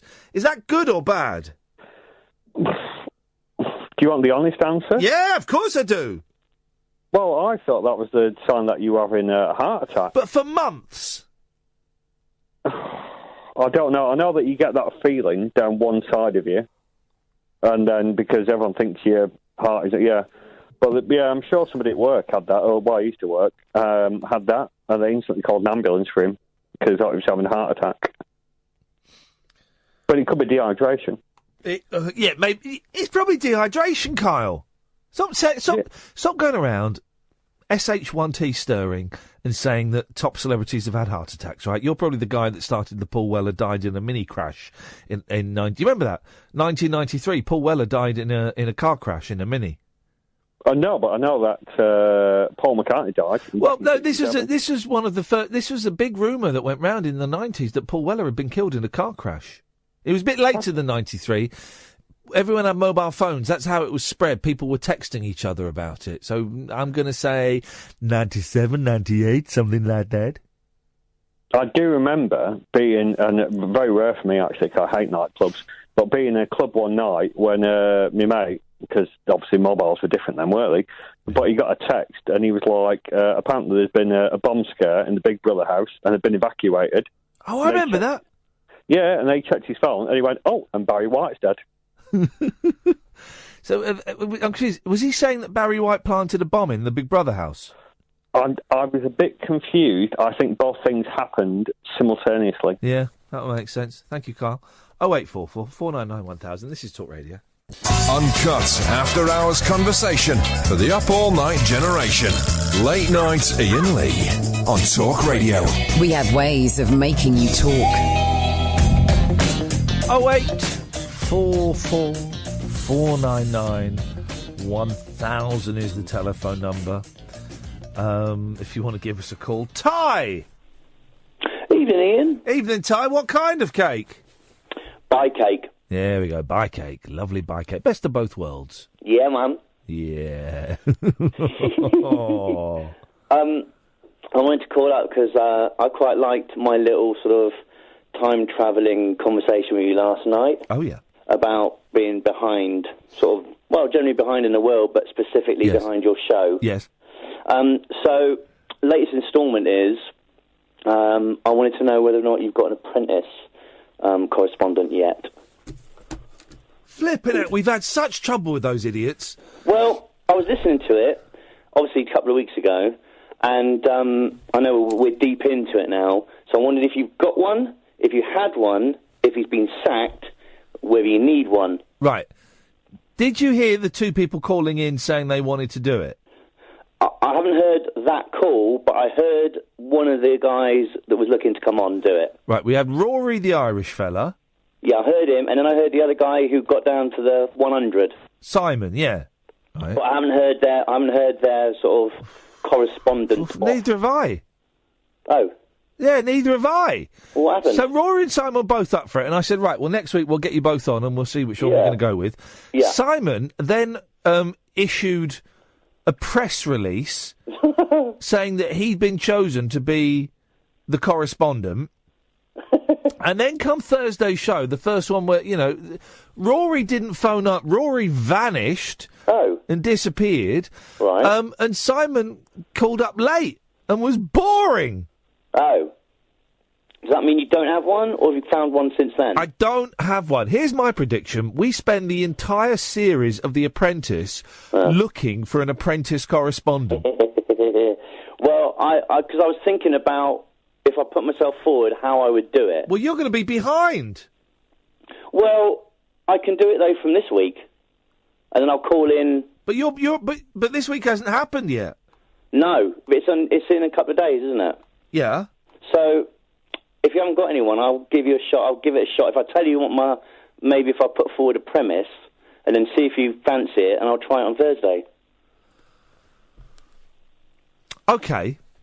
Well, I've got nothing to lose. Well, then I'm gonna. Do you want me to give it a go? But make sure you do. Don't be like that loser Rory. Oh, yeah, top of the morning, Iain. I'd be happy to be your apprentice correspondent. I'll give you a call on Thursday evening after the show, and I will come on and talk about The Apprentice. Was he from India? What? Was he from India? He's Irish. Oh. And, all right, Rory, that'd be great. On top of the morning, Ian, I'd be really good. To be honest, I'd be really grateful for letting me come on and talk about Alan Sugar. And he never phoned up. So, Ty, if you do that, I will kick you so hard up the anus you will never be able to sit down again. What sort of time do you want it? Do you want the... Boom, report? straight as the show starts... As my show starts, that show ends, you slide in. Oh, right, straight away? Yeah. Not a lot of time to prepare then, it's like an instant report. Yeah. Well, here's what I was thinking, and when I was thinking about correspondence, I remember a guy, I'm sure it was from your Absolute days, who, and I really loved it, he sort of turned into your kind of film correspondent. Yeah, was it Yasser? It was Jamie or something. I can't remember his name, but he was a bit of a geezer, and he sort of called up, and he was a bit like that, and he was talking about the birds and the. Yeah, I do remember. He was very funny actually. No, I thought he was brilliant, and I loved his sort of style. Oh. So my question to you is, like, how do you want to report? Do you want it sort of character led, or do you want it sort of more straight, kind of story led? I want you to phone up. What is wrong with these people? I want you to... Me? Yes. I want you to phone up at 10 o'clock on Thursday and give me a bloody apprentice report. All right, then. 60 seconds or 90 seconds? I'll pack it in. I wish you would. All right. I'll speak to you on Thursday. All right, man. Look forward to it. Yeah. This is going to be the bane of my life. Trying to get a flipping apprentice correspondent to come on and talk about The Apprentice. Why is that so difficult to do? We had Rory and Simon, and they were both... Well, let's be honest. They were both absolutely rubbish, weren't they? Well, Rory never even turned up. Hey, where's my copy of the Mirror? There it is. 0844 499 1000 is the telephone number. I've got, as you know, I've got a lot of time for Justin Bieber. I got a lot of time. It's he's only a kid. I know he's like multi-millionaire. I know he likes a bit of the reefer, and he, you know, hey, come on, what 22-year-old hasn't, you know, ridden a skateboard whilst, you know, having a bit of, yeah, do you know what I mean? He's a kid. Let's. Catherine's typed on my screen. He's a bit of a tit, mate. He's a kid. Kids are allowed to be tits, right? Which is why when I hear this story from Ashley Rainbird in The Mirror, I take it with a pinch of salt, because quite often I've done what I'm about to report here, and there's more to it than meets the eye. We can all twist a story and make it sound a lot worse than it actually is. Right? Justin Bieber threw a spectacular strop and stormed off stage because adoring fans screamed too loudly. Now, he's a teen idol, right? He is used to adoring fans screaming loudly. I wonder if there's a video of it. Hang on a second. Let's go to youtube.com. Justin Bieber storms off stage. Here we go. There's quite a few. Here we go. This is it. Here we go. This is it.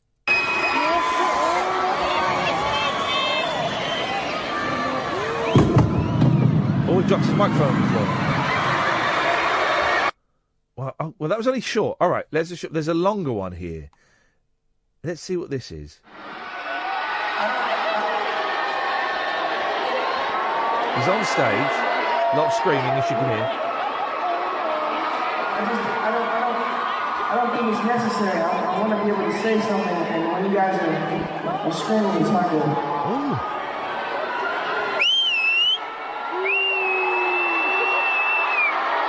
He's trying to get everyone to just calm down.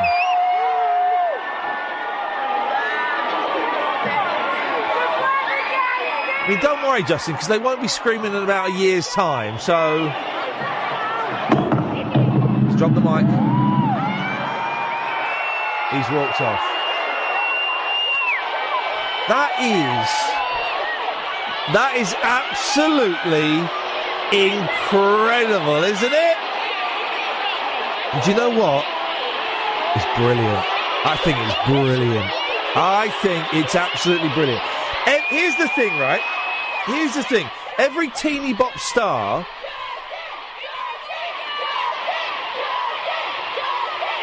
This goes on for quite a long time. Let's jump forward. He's come back. Here we go. He's come back. He comes back. There we go. He's coming back. So he's been off stage for 2 minutes. Oh, this is brilliant. This is actually brilliant. All right, there's a cut there, so he's obviously off stage for quite a long time. He comes back on.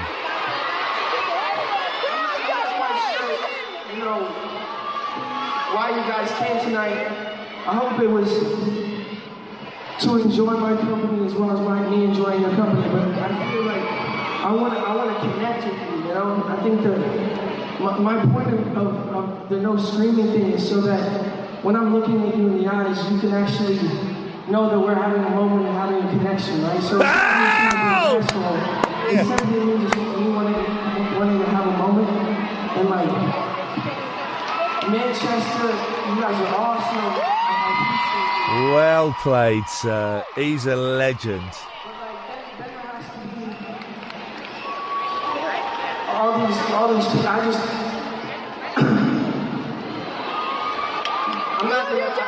just gonna quit talking, alright? I'm just not gonna talk for the rest of the night. We're just gonna do the music and do the pushing, because obviously Manchester just can't handle it.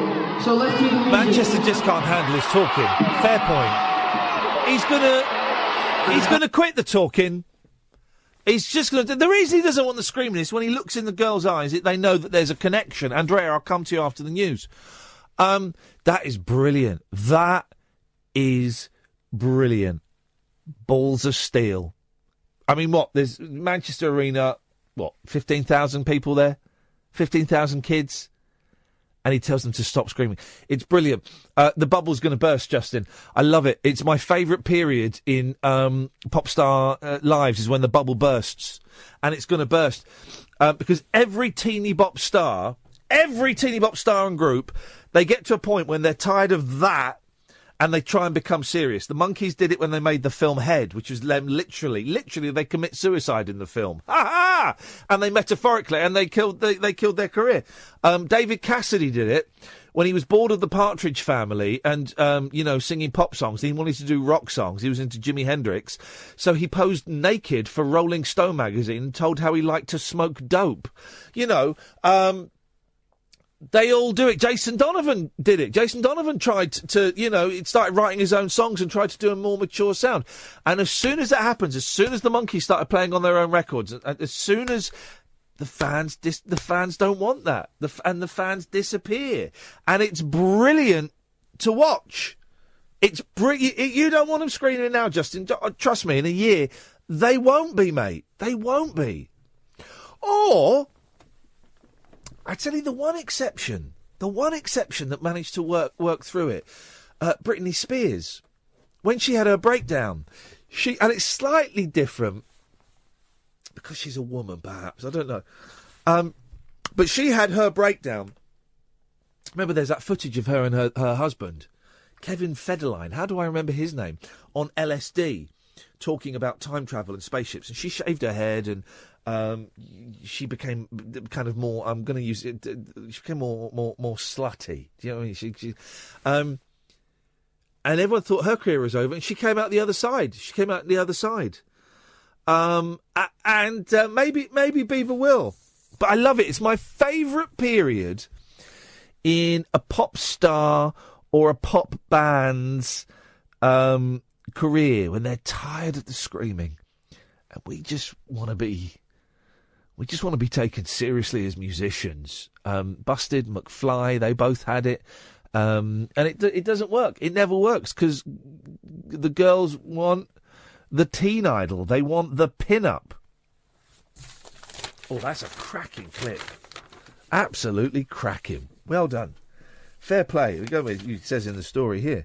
Sulking Bieber returned after Sunday's walkout but barked, "I'm not going to talk the rest of the night." Obviously, Manchester just can't handle it. He didn't bark it. He didn't want to go back on, and his manager forced him to go back on, or said, "You're going to face like $5 million fine." That's exactly what happened. The screaming in the breaks has got to stop. I don't think it's necessary. I'm not being an asshole. It's simply me just wanting to have a moment. Well played, sir. You have to respect that. We've got another hour of the show. We're going to speak to Andrea when we come back. And you can give us a call. Catherine will come in and join me as well. And you can phone us up.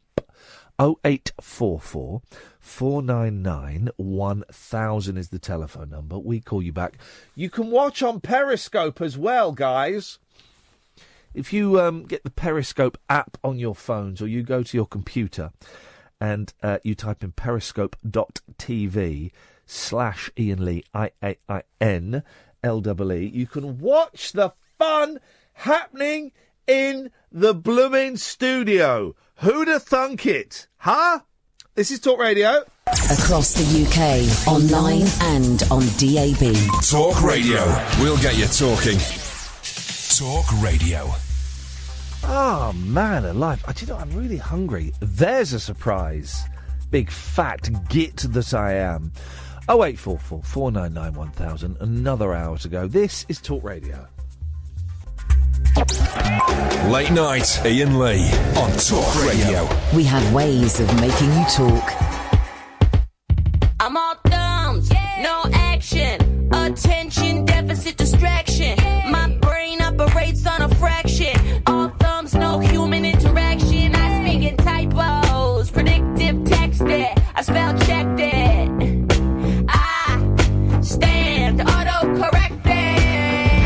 I unplug your life support to make an outlet for my iPhone, and then you died. Asterisk it, and then you died. Aristocrat. I unplug your life support to make an outlet for my iPhone, and then you died. Asterisk it, and then you died. Bring your life back. Emoji. Y-O-U apostrophe R-E. Your own very worst best friend to me. Emoji. T-H-E-Y apostrophe R-E. Predictive text, spell check it. I stand autocorrected. I unplug your life support to make an outlet for my iPhone, and then you died. Asterisk it, and then you died. Aristocrat. I unplug your life support to make an outlet for my iPhone, and then you died. Asterisk it, and then you died. Bring your life back. We defy the face time continuum. We defy the face time continuum. I'm speaking typo, predictive text it. I spell checked it. Asterisk. I stand autocorrected. I unplug your life support to make an outlet for my iPhone, and then you died. And then you died. I unplug your life support to make an outlet for my iPhone, and then you died. And then you died. I unplug your life support to make an outlet for my iPhone, and then you died. And then you died. I unplug your life support to make an outlet for my iPhone, and then you died. And then you died. I unplug your life support to make an outlet for my iPhone, and then you died. Asterisk it, and then you died. Aristocrat. I unplug your life support to make an outlet for my iPhone, and then you died. Asterisk it, and then you died. Bring your life back. Emoji, etc. Andrea! Hello. Sorry to keep you waiting for so long, but I wanted to give you a fair crack of the whip. Oh, thanks, Ian. You're very welcome. Imani Coppola, thank you for bringing her to us. Isn't she brilliant? Has she got a label over here yet? No, she hasn't. And I don't know. Is that Angels? Well, that one you can get. All the old stuff is out there on CD and download and all that stuff. And she's just put her new album up on SoundCloud, so people can go and listen to it on there. I'm not. No, I'm not too geeky. No, I'm not. Well, I'm geeky, it's but like, I just sort of do the not geeky stuff. No. But I love her. She's brilliant, and she emails me from time to time, and I it's love such that. a thrill. Were you going to get an interview with her? We played the interview with her. I missed that. Oh, Andrea! No, don't worry, hang on. Okay, well, I'll go back to that because I love her, and she's just... I've written it down and put a big circle around her name. But anyway, what I wanted to say was I'd like to... Oh, I really wanted to ring in last week with the apprentice thing. Oh, yeah. I was really disappointed when the two guys Oh, God, yeah. didn't deliver. Didn't rise to the challenge, did they? No, and you know what? The week before, because I tune in every night at 10 o'clock. It's something that's been really, really good for me. Every evening I settle down, just tune in. No, it's Settle really, down, really settle great. down. It's such a nice sort of like just down and you know, come on. And I thought, right, I watched The Apprentice. Yeah. But I watch it on Saturday or Sunday because I tape it. Okay. And then when you were talking about it, I thought I'd like to do that. Yeah. I'd actually really, really like to do that. Great opportunity. Yeah, but I thought, there's going to be so many people that are going to call in and say they want to do it, and then when Thursday night comes, I think, probably I won't be able to do it. And then last week, I decided I'd watch it because my friend, I was speaking to a friend and I was talking about The Apprentice. And I said, do you know, I've got to watch it now before Iain's show because he'll do a spoiler. Oh, yeah. Yeah. And that's what I thought. And I thought, you know, okay, so last Thursday night I watched it. And then I was waiting. And not a dicky bird. Well, Simon called in, but Simon called in about 15:15. Oh man! And it was rubbish what he did. But at least he called in. Rory didn't even bother dialing in. We've not heard from Rory. Rory's gone a Raw, whatever. But he's gone a Raw. Rory's gone a Raw. He's not called in to apologise. You know, Simon, I mean, I'm sorry, but I'm not going to be rude. Be rude, Andrea. Be rude about them. They're both losers. No, I'm not going to be Do rude, it. mate. Do No, it, Andrea. I can't, You I want can't. to. No, Ian, I can't. I can't be rude about him. Yes, you can. But he was very self-indulgent and self-entitled. And it was like, he thought, right, okay, at 10 o'clock, you were sitting there, I was watching it on Periscope, you were sitting there, swirling on your chair, and it was like, okay, callers, and 15 minutes later or 20 minutes later... The ego, the arrogance. Simon rings in and he's like, he's done the synopsis. He's done the start, the finish, and the end. And he can tell you all about them. Every single little bit. And you know what? I was thinking, shit, if I've got enough energy or whatever in the week, I would like to ring up Iain. Have you got, Andrea? I'll do his bloody job. Have you got, do it. Andrea, have you got enough energy? I can't. Do you know what? I'd like to try it. You sound very tired now. No. I'm tired because it's been a long day. Yeah. No, we don't want to hear. Well, no, what have you done today? Because you do sound tired. Okay, no. Okay, right. No. Yes? Yes, okay. I'm going to say okay, no, because it's like a default. Right. A friend of mine died today. Today? Horrible. Oh, Andrea, but I'm sorry. At the same time, a friend died. My other really, really good friend is giving birth. Gosh, I mean, and it's bloody. That must be mixed emotions. Ridiculous. It's I'm not going to do any tunes for the Circle of Life, but bloody hell. Yeah. You're close to singing a bit. Is it The Lion King? Are you close to singing a bit of The Lion King? Hakuna Matata. Is that the one? Yeah, I watched it. Oh, mate. I'm never going to sing it. Andrea, I'm really sorry for your loss. That's terrible. No worries. I knew it was happening today. I knew it was happening. oh man. But I would love to come on at 10 o'clock on Thursday night and just chat about The Apprentice with you. Do it. Because I'd really do it. I would really like to, because... Don't pull a Rory. I'm not going to do any... I'm just going to watch it, because the thing is, what changed me was the fact that I always watch it 2 days later. Yeah.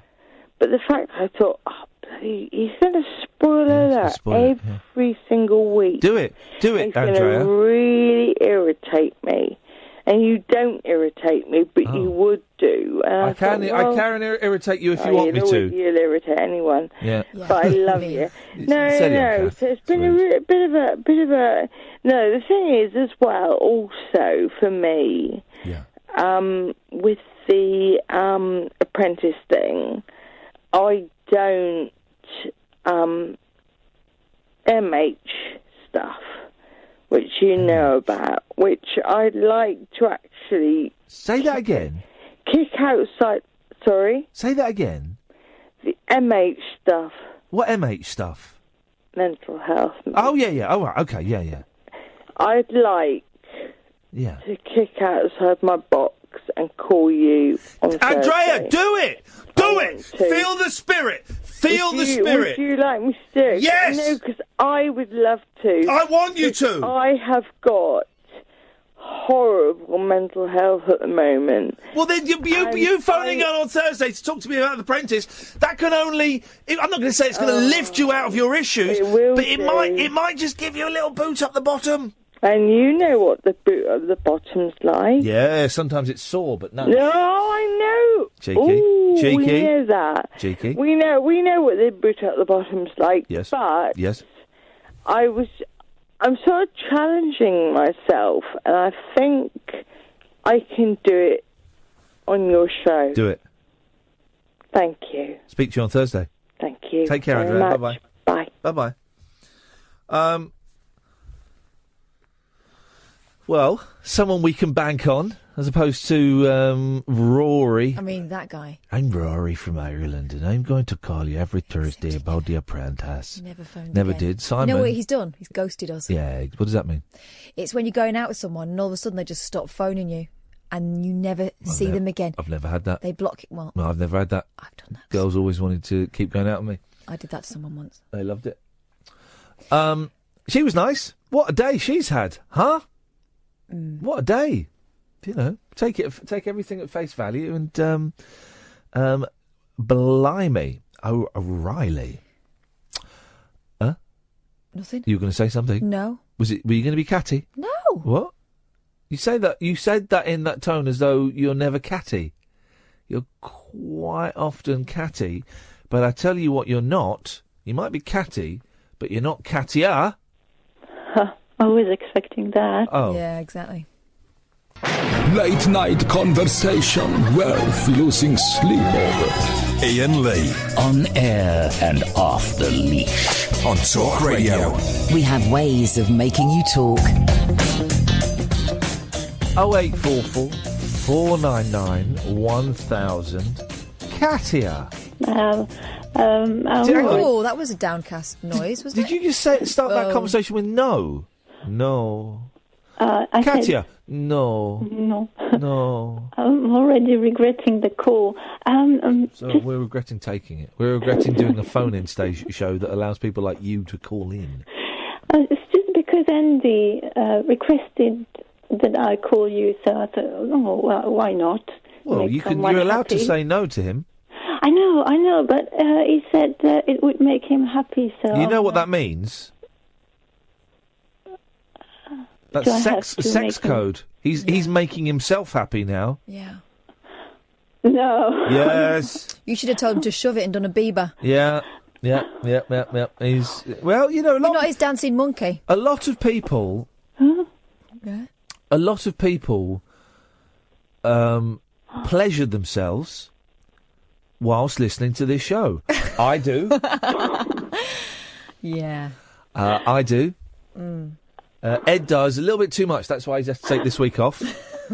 Just to let things cool down a bit. Yeah. So don't be surprised, Katia. Okay. I'm a Okay. bit shocked. Don't be shocked. It's yeah. human. It's human nature. It's a good idea, as Andrea was saying. Sorry, got a cat in my throat. Oh, a what? A what? Yeah, it's true. In French, we say a cat, un chat dans la gorge. A cat, un chat dans la gauche. Yeah, in English, you say frog, don't Yes, you? I know. I know. Yeah, You have to go bigger, don't you, in French? yeah. So it's okay. It's out. You know what they say in Greek? You know we say it's all Greek to me. You know what they say in Greece? What did they say? They say it's all Chinese Yeah, to me. they said that in Spanish. Isn't that funny?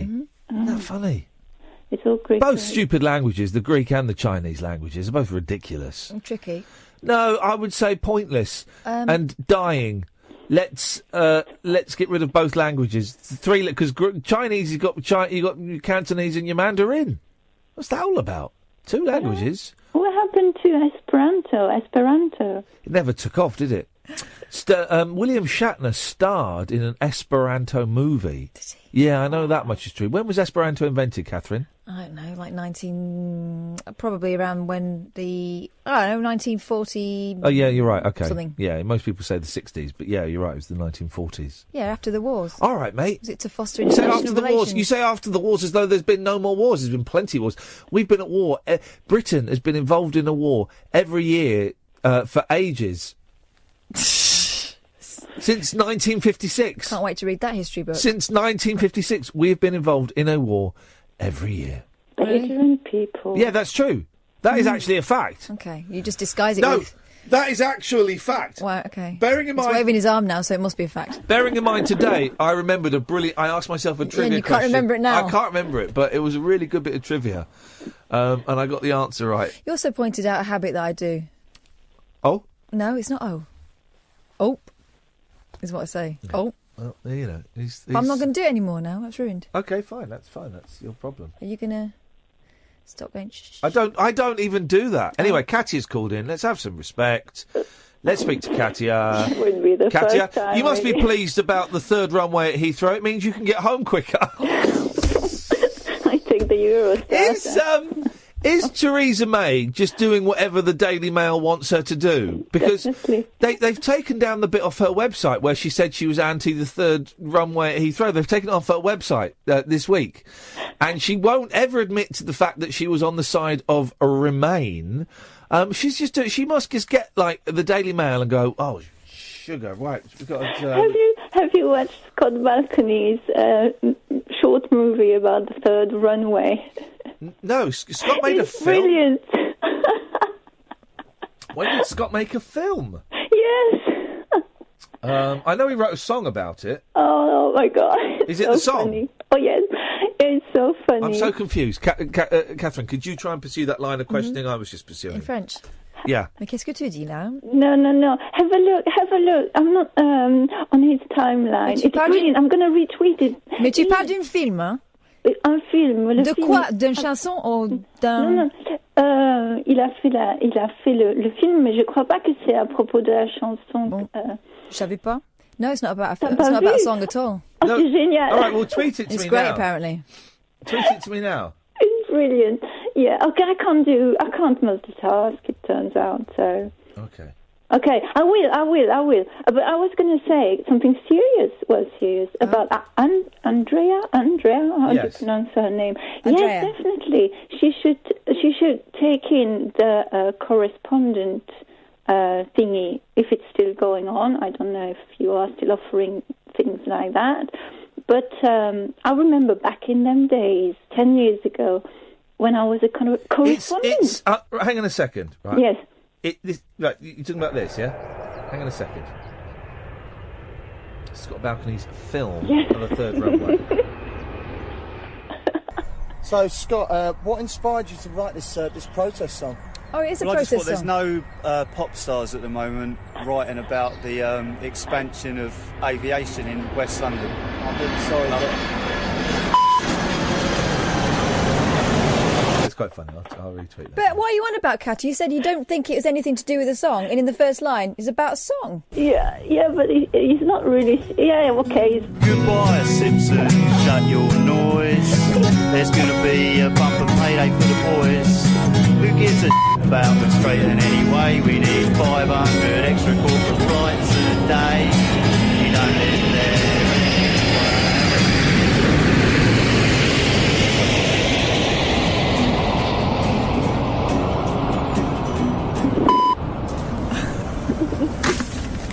It's a song. It's all about a song. Yeah, there's a song in there, but it's kind of... Well, it had nothing to do with the song. We asked you in 2 languages, right? In 2 languages. Yeah. And you refused to acknowledge the song was any part of it. Yeah, I mean, I'm like Theresa May. I'm not acknowledging what I did a few hours ago. Go on, what did you want to say about Andrea and whatever? Yes. She should definitely take on the correspondent thingy. And you said it would be good for her, changing ideas or things like that. Because I remember 10 years ago when I actually... That's the first time that I called you to be a correspondent. Because I thought, oh, my God, I'm such a shy person. And I used to be really shy. Yes. Yeah. What were you the correspondent for? I used to do a silly feature. The very obscure horror That was movie. it. I used to do a silly feature where we would mock the fact when we were doing the Drive Tasters Drive on LBC. Imagine. And I didn't want to do it, and I said, right, I'll do it, but you have to get rid of all of the showbiz reporting and all of the travel and all of the newsy stuff, and let me just go in and play. Thinking they go, I don't be so stupid. They went, we've got to keep travel, but everything else you can get rid of. I was like, oh. So to take the mickey out of all of features that you get in radio shows, we would have the 5:38 Daily Correspondent Update at 5:38. Mm-hmm. And we would play the music, and we didn't know if anyone was going to call. We had all these different correspondents, and we didn't know if anyone was going to call in. And some nights no one called in, and some nights 5 people would call in. Katya would give an update about obscure horror films, and someone would give an update about, oh God, I don't remember what they were. We had about 60 correspondents. It filled. It was a lot of work for what was essentially 2 minutes of radio every day. And it was 5:38 Daily Correspondent Update. Yeah. 5:38 specifically, yes. Yeah, I loved it. And your life has changed as a direct result of that nonsense. Well, okay. The thing is, at that time, Roger said to me, right, you're going to be in the... Well, because he used to be in a band. Yeah. And he wanted me to play the keyboard. And I'm like, oh my God, I haven't played the piano. Because I used to study classical music. I used to be a pianist. Pianist? You were right the first 2 times. Third time not. I used to be that. Yeah. And then, kind of, I stopped because all of a sudden, I don't really know why, I could not play in public anymore. Yes. It kind of came, yeah. So I stopped the piano thing and I became an engraver. Where is this? Is this story? I don't know if this story's going anywhere. It's going somewhere. Well, okay. She's like the lady in the van. You know what? Yeah, okay, I'm going to try, but how am I going to ever play in public? I said, and you were on the radio, and on that day you said, oh, I need correspondent. And I'm thinking, oh my God, okay, I can try maybe to... Did you ever play keyboards in his band? Yes. Thank you very much for calling. Flipping heck. I mean, maybe Theresa May's got a point. This looks good for someone who's trying to lose weight. I'm never going to lose this weight, am I? I'm never going to lose it. You are, of course you are. You are. Customer Brodie Stevens gets stuck in! To what? To one of Britain's sweetest milkshakes, which contains 1,500 calories, the equivalent of 2 roast dinners.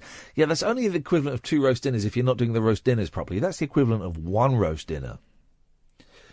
The freak shakes have toppings. I mean, that does look disgustingly good. Well, it's making me feel sick and I'm not even seeing it. Toppings of cookies, honey and raspberry. Ooh. You have to have something naughty every now and then, said Phoebe Lau of Beehive Coffee House. Oh, Beehive!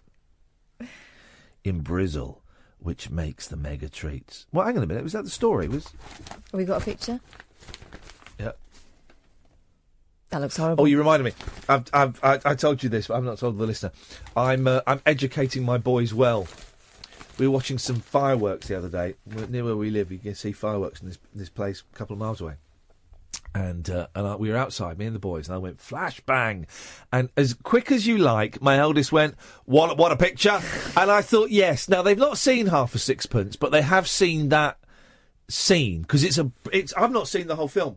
But that it's a scene, brilliant film. That scene with Tommy Steele doing Flashbang Wallop, I think it took him like 2 weeks to film. It's awesome. The whole thing's wonderful. My sister was obsessed with it, and she was about 5, 6. Arthur Sixpence used to call it. I might...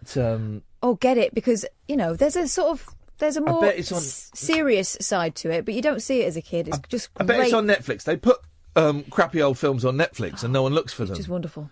Let's go to the break, and while we're in the break, I'm going to look for Arthur Sixpence on Netflix. Uncut after-hours conversation for the up all night generation. Late night Iain Lee on Talk Radio. We have ways of making you talk. It's not on Netflix, but films that are on Netflix that I didn't know were there. Yeah. You type in Half a Sixpence and it says titles related to Half a Sixpence. 0844 499 Sixpence None the Richer in concert. Oh, What a Lovely War. It's a good film, that. I've never seen it. Oh, it's a good film, that. That's a good film. If. Have you seen If? No. Oh. Half of it's in colour, half of it's in black and white. All right. Because they read... now, there are two stories to this. One is that the director, Lindsay Anderson, thought it would be more powerful if half it was in black and white and half it was colour. The other story is they that they ran out of money. And it was 1969, I think, 68, 69, 68. And so they did half of it in black and white. It's brilliant. It's about Malcolm McDowell at a posh private school. It's one of those posh private school films when they're all in their 30s, supposed to be kids. And there's buggery. I think I get confused as to what I've not seen it for years. Some bits of it are fantasy and some bits are real. I think there's a fantasy sequence where they all get a load of machine guns and tanks and go and blow up the school. Oh. It's brilliant, though. Oh, What a Lovely War. We were going to do at school. I had a part in it, and then they cancelled it because of the Gulf War. Yeah. Why? Well, what's it about? What a Lovely War. Yeah. It's a satire about. It's basically saying war is bad. Oh. But isn't that funny that they cancelled it in a school? One hard-hit family revisits World War I with song, dance and comedy. Laughter's the best medicine, they say. It's an anti-war film. There's another good film, That Thing You Do. Yes. That is a good film. It sounds like a rubbish film. Yeah. I mean, the idea of it sounds like a rubbish film, but actually it was good. Schlesinger, who refused to come on this show. Tom Hanks. Did the music. What was the song they did? Every time you do that thing you do. Yeah, it's like a Beatlesy song, wasn't it? They were one-hit wonders, weren't they? Yeah. So all of those things are on... they're available to watch on Netflix, the movie streaming service. Unfortunately, the movie that I want to watch, Half a Sixpence. So that's fine. You're just going to have to find it somewhere else. I'm sure it'd be available. Douglas has... I've got blisters on my feet. Douglas has tweeted, where is Katia from? We're taking currently odds. So far, 2 people say French, 2 people say Belgian, 1 says Dutch. Well, Douglas, 2 of you are right. That's all I'm going to say. That's all I'm going to say. 0844 499 1000 is the telephone number. I'm going to try and explain. We were talking earlier on before the show, this concept, and I was trying to explain this concept to you about my kids. Yeah. Right. I'm going to try and explain it again. Maybe I should have kicked off the show with this bundle of laughs, right? We were talking yesterday about kind of feeling, and I think it's different for me because I'm older than you, and I'm a man. I don't know. I don't know what the difference is, but it's different for me. Okay. What is going on in my head for me at the moment than you? But I was talking with people on Twitter yesterday about feeling out of place and out of time, and I was trying to say to you, I'm a bit of a dinosaur, and you were saying no. But I genuinely think in terms of this industry and in terms of sexual politics, I think I am a bit of a dinosaur, and if I'm not a dinosaur now, I'm certainly moving into that dinosaur arena. I'm not, in my head, I'm still 25. You know, physically, I'm 43. Okay. Well, you say things like dinosaur, and you know some of the people I've worked with in the past. Well, no, exactly. Who are like flipping T-Rexes. Yeah, well, exactly. Oh, no, exactly. But you're nothing like that. Because they would say, "Oh, I'm just of my time." No, but this generation, my generation of what will become dinosaurs, will of course be different from the people who are 20 years older. You know, because we will have learnt from their mistakes, but then the people below. Anyway. Yeah, of course, things keep changing. Anyway, and I watched this film Tarnation, which is this kind of psychedelic documentary. It's quite a hard watch, but it's an interesting story. And this guy telling the story of his mum and about. How, she was put in mental institutions by her parents when she was 12, even though there's probably nothing wrong with her. And she got electroconvulsive therapy 2 times a week for 2 years. And it did completely fried her brains, right?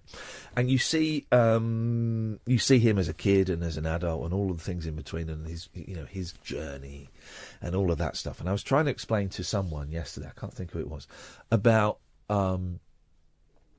how I worry about my kids and stuff. And I crystallised it a little bit better, right? I won't go into the Chris Denning story because I think it confuses the waters slightly, even though it's appropriate, but I won't.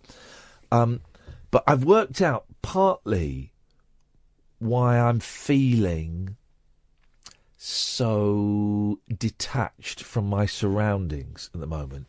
And it's because of my kids, right? My boys are 6 and 4. And it's dawning on me that the 2 children that live with me now won't be around forever. They won't be around in 6 months' time. They certainly won't be around in 2 years' time. They'll be 2 different children. They will be children. It's so hard to explain. But they'll be children who are 8 and 6. And they won't be as funny, they won't be as stupid, they won't be as ridiculous, they won't be as naughty, they won't be as playful, they won't be as unable to read. They'll be different people. And the people that you've got now, the 6 and the 4-year-old, is any of this making sense? The 6 and 4-year-old, in 10 years' time, they'll be completely gone. There'll be traces of them in a year, traces of them in 2 years' time. But in 10 years' time, those 2 children won't exist anywhere. They'll be 2 young men. They'll be 2 stroppy teenagers. Yeah. They'll be 2 completely different people. And I'm trying... It's just such a hard concept to... I don't think it is. I think if you spoke to my dad... If you spoke to anyone's dad, they'll tell you they know exactly what you mean. I'm going to miss those guys. Exactly, that's it. I still catch my dad looking at me wistfully. Yeah. I'm going to miss my guys. And my mum and my dad have never really said that. They've never really said something like that. Mine has. Mine really? Yeah. Especially my dad. What has your dad said then? That sometimes my mum would say to me, when I was about sort of 12, 13... Because they had me, their generation of friends, they were like the first ones to have kids. And so while their friends were still going out on the razzle, my mum and dad were in with kids, like young children. And then by the time their friends started having little children, we were like 12, 13. And I remember my mum saying that your dad misses his little girls. Yeah. And she said it would happen, and he didn't realise at the time. Because at the time, when you're just surviving as young parents, and they didn't have a lot of money and all that stuff was going on, it felt like they had life harder than everybody else because everyone else was still going out on the raz, Yeah. At the time, you don't realise what a blink of the eye that is. And people will tell you, and it sounds like a cliche, but you and I both know, it feels like sometimes when it's their birthdays, my kids are slightly older than yours, but only slightly, I sometimes wonder where my babies have gone.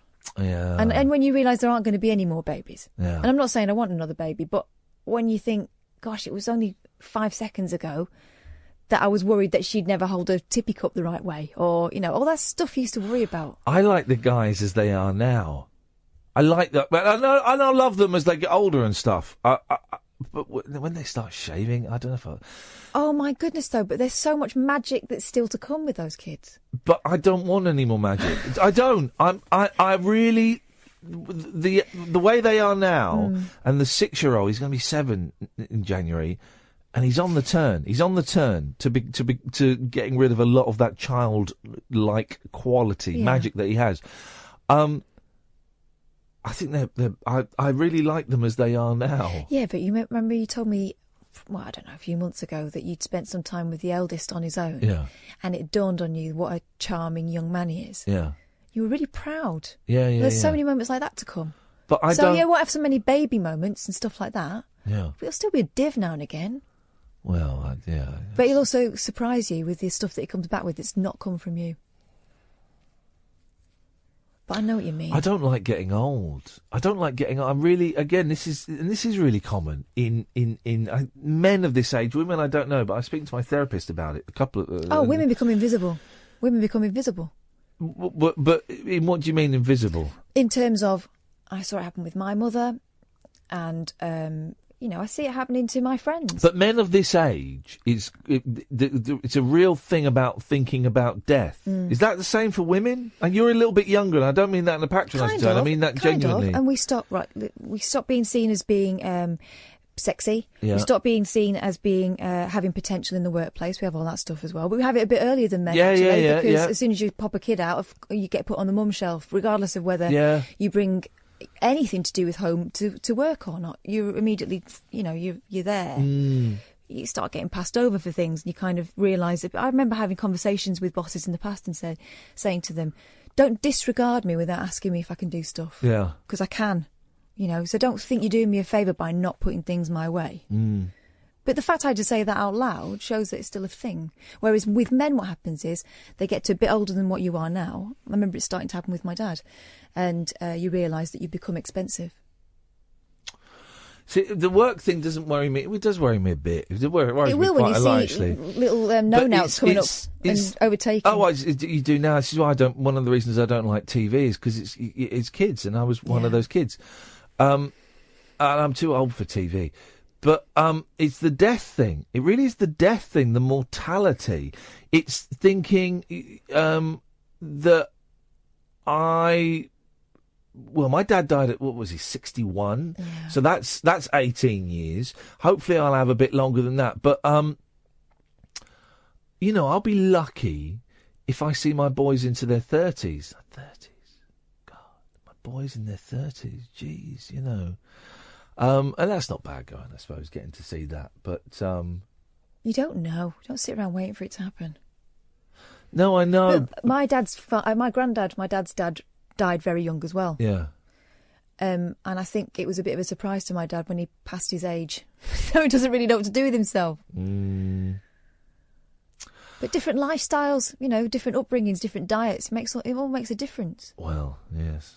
0844 499 1000. This is Talk Radio. The radio show for people who know the best part of the day is the night. Late night Iain Lee on Talk Radio. We have ways of making you talk. Saying that, I did get 2 emails this evening from the Microsoft store. Oh. Is that because you've been moaning about Apple? It was 2 receipts. Oh. Hello there. Thanks for shopping with us on the 25th of October. What? No name, though, eh? The prequel trilogy character pack, Lego Star Wars The Force Awakens demo, £1.59. Huh? Second one. Hello there. Thanks for shopping with us. Poe's Quest for Survival Lego Level Pack Lego Star Wars The Force Awakens Quantity 1, £2.39. So my boys have gone on, they've been on Xbox, and they've done that thing, and I've done that thing of being a stupid parent. You've not put a lock on it? I've not put a lock on it, and so they've just been buying stuff, so God knows what else. So I sent a message to my wife saying, can you tell them, don't tell them I'm not angry, I think it's very, very funny. I do genuinely think it's hilarious, but can you, until I get a chance to come and put the lock on that, can you tell them to stop buying things? Because they were talking about it the other day. I'm going to get a few more bills through, because they were talking about it the other day. Is it part of the game, then? It's today. Is it like an add-on thing? Well, they kept saying, we found a way to unlock loads of characters. Ah. And I didn't really pay attention. But it's by accessing your money. It's called buying loads of characters. Outrageous. I'm not going to give the phone number out because no one's going to phone. Quiet on the phones tonight. Well, there was a flurry. Well, I don't... Middle hour, there was a flurry. Well, I don't think there was. I didn't... There was a bit. I didn't notice it. Mm. I didn't notice it.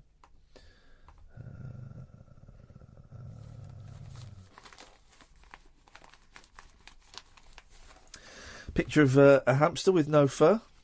Oh. That's doing the rounds at What the moment. happened? This completely bald hamster wears a jumper to keep it warm. Oh, let me see. It does look cute, and it makes me wonder, should we shave more animals and make them bald? A lot of them look weird, though, don't they, with their fur on? Yeah, but it would be almost like doubling the number of animals we have on the planet. So we'd have oh, there's a monkey. What the hell is that? Well, don't tell everyone, but it's a shaved monkey. Look completely different. Imagine an orangutan shaved. Ooh. You shoot it with a tranquilizer dart. It's out. It takes about 5 minutes to take effect. It's a powerful narcotic, and it will soon be effective. And you get in there with a wile and drink the whole thing, or shave its facial hair so it looks like a man with sideburns, ginger sideburns.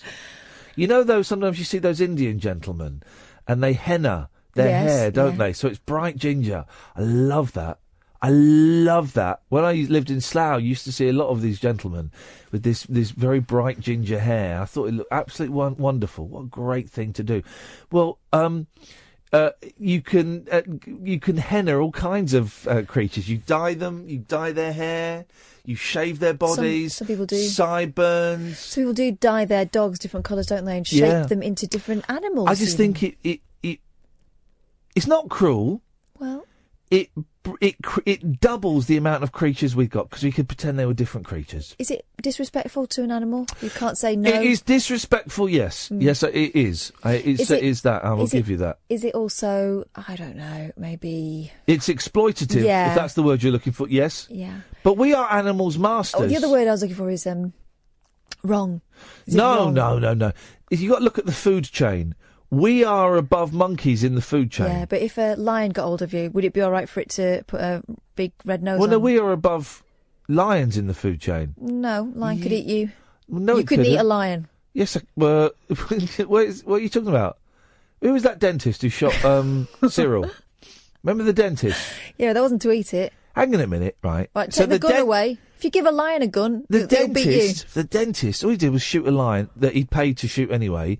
For a year, he's hounded. Yeah, but his mistake was Keith Vaz, Rent Boys and Poppers, he gets 2 days, and that's it.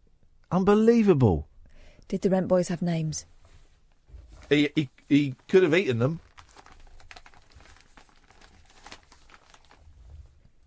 Wrinkly rodent Silky was born without fur. Oh, I'd have... wow. I'd have been very tempted. They're all born without fur. Yeah. So I wouldn't have clubbed it to death with a brick. Oh, God. So a pet shelter worker knitted a 5-centimetre woolly sweater. Yeah, do you know what that material, that pattern was? Willy warmer. Silky was left at the centre by owners who said they were moving from Oregon, US, to a colder area. No, they weren't. What, and they couldn't take a hamster? The pet, without jumper above, has no fur like normal hamsters below due to a gene mutation. They're breeding freak hamsters, guys. Mm-hmm. They're breeding freak hamsters. That's an excuse and a half, isn't it? Oh, we're moving somewhere cold, so we can't take the hamster. It's not like you can't take a sheep. Something's going to be outside. Can't take a what? Sheep. Let's see, we've done that. I mean, I'm really clutching at straws for stories here. And the stories I've got are boring now. No, we've done the shaved Wonder hamster. how Kylie looks so good at 48? No. Radio wave facelift at £250 a blast by Clemmy Moodle. What? The Is associate... that a person? Clemmy Moodle. Wow. Is it Moodle or Moody? Can't see in here. Moody. Clemmy Moody. I do apologise. Okay. Clemmy Moody. Associate show business editor. After giving up Botox, and Kylie really does look stunning at 48. Now it's because of radio wave facelifts. I would say it's probably down to good genes and having a few quid. Mm. After giving up Botox, Kylie Minogue credited a £3.99 face cream for helping her retain her glowing beauty. Of course she did. But 2 years short of her 50th birthday... They're right, 48 is. Yes, that's very excellent. Thank you for Good that. maths. It appears there's another reason behind the singer's... Hey, we saw Billy Corkill in Emmerdale Farm tonight. Yeah, so did other people who were watching. Didn't he look Emmerdale. at Billy? But would anyone else have gone? Oh, it's Billy Corkill. You scab Corkill. You're a bloody scab Corkill. I've got to feed my family. I've got kids to feed. And that was just him accepting the role in Emmerdale. Yeah. He's got he's a old. white beard. Yeah, he looked like the bad guy from Emmerdale Farm. Do you remember the bad guy?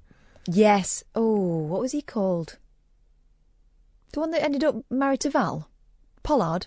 Yeah, Look, he looked like Pollard, didn't he? bit, He looked yeah. exactly like Pollard. But under the beard and that, Yeah. he looked the same. Did look the same. He had that cheeky scouse sparkle in his eyes.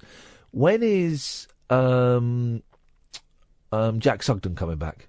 Or did he get killed when the aeroplane crashed? He's gone. Was it the aeroplane crash that killed Jack Sugden? No, I think it might have been a heart attack. Where's Annie Sugden? Where's Annie Sugden's husband? Australia? Okay. Oh, no, he died long before, didn't he? That's a shame. Where's Fraser Hines? I don't know As who that Jamie. is. Fraser Hines was Jamie in Doctor Who. No. But he was one of the Sugden boys in Emmerdale Farm. No? I don't Anyone? really watch Doctor Who. Well, what about Emmerdale Farm? He was Dr. Patrick Troughton's assistant. Jimmy. Jimmy. Oh, I'm going to get killed because I'm Jimmy.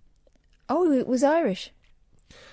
It appears there's another reason behind the singer's ever-youthful appearance. A collagen wave facial treatment. Miss Minogue is a fan of the £250 a time procedure, which involves the use of radio waves to tighten skin tissue and plump up the face. Yeah. Oh, come on! Following an initial course of 6 treatments with celebrity dermatologist Neelam Patel, the Australian pop star is now on a maintenance programme of 1 session every few months. But should be getting a bit of money off for this. Here we go. Celebrity fans of collagen waves include Amanda Holden. Of course it does. But you know why? It brings us back to what we were talking about earlier on about women worrying that they're becoming invisible. In the hour-long sessions, a metal sheet is placed behind the back and a heated roller is What? manoeuvred around the face and neckline, delivering, here we go, radio wave energy. This heats up the middle and lower... It's just heat. It's just a hot pen. This heats up the middle and lower layers of skin and underlying tissue, causing deep collagen structures to tighten. Well, your face swells up. Results are claimed to be instantaneous, although it takes around 6 months for the full effects to be realised. Last night a friend said, Kylie's a big fan of non-invasive treatments, which means there's no downtime and no covering up with a balaclava for the next few days. Collagen waves are utterly painless because they're made up. It's very relaxing, even though it don't do nothing. And afterwards, her skin is glowing. It's a lot more natural than Botox and doesn't involve painful injections. Kylie believes they have taken years off her without giving her a frozen, unnatural look. A spokesman or woman for Miss Minogue declined to comment. Well, who's the insider then? It just says a friend. It started to look like Kylie. Oh no! Might have been Jason. It was Jason. I was doing Jason. I wasn't. I was doing Alf Stewart. Alf Stewart from Home and Away. Big galah. Because he worked with her sister Danny Minogue. Who had a nose job. When she did a what? Had a nose job. Okay. Yeah. She was always my favourite of the Minogue sisters. Before or after the nose? Oh, before. Oh, really? Yeah, yeah. Because I think it's actually a very good nose job as they go. Emma Logalia. Do you remember her? Emma Logalulu? You remember her? Emma Logaloo. Emma Logaloo. Do you remember her? What was her first name? Emma. No. Emma Logaloo. Natalie Emma Logaloo. But she had very bad skin. Skin, shame, yeah. She did, didn't she? Imbruglia, beautiful. Playing Jane Superbrain, hot. I think that's all of them. Des Clark, buff. Shame. Shane. Flying Shane. Doctors. Shane. Now we're talking. Well, you know, the guys, that's it. That's your lot. Thank you, Emma, for twiddling the knobs and the dials. Thank you, Catherine. Thank you to everybody who called in. Everybody who didn't call in, up yours. Shame on you. Back tonight at 10, we've got Janie Godley coming on, who is filthy and hilarious. So that should be a lot of fun. Ta-ta. Talk Radio. Join the Talk Nation. Dial up and talk radio. We'll get you talking.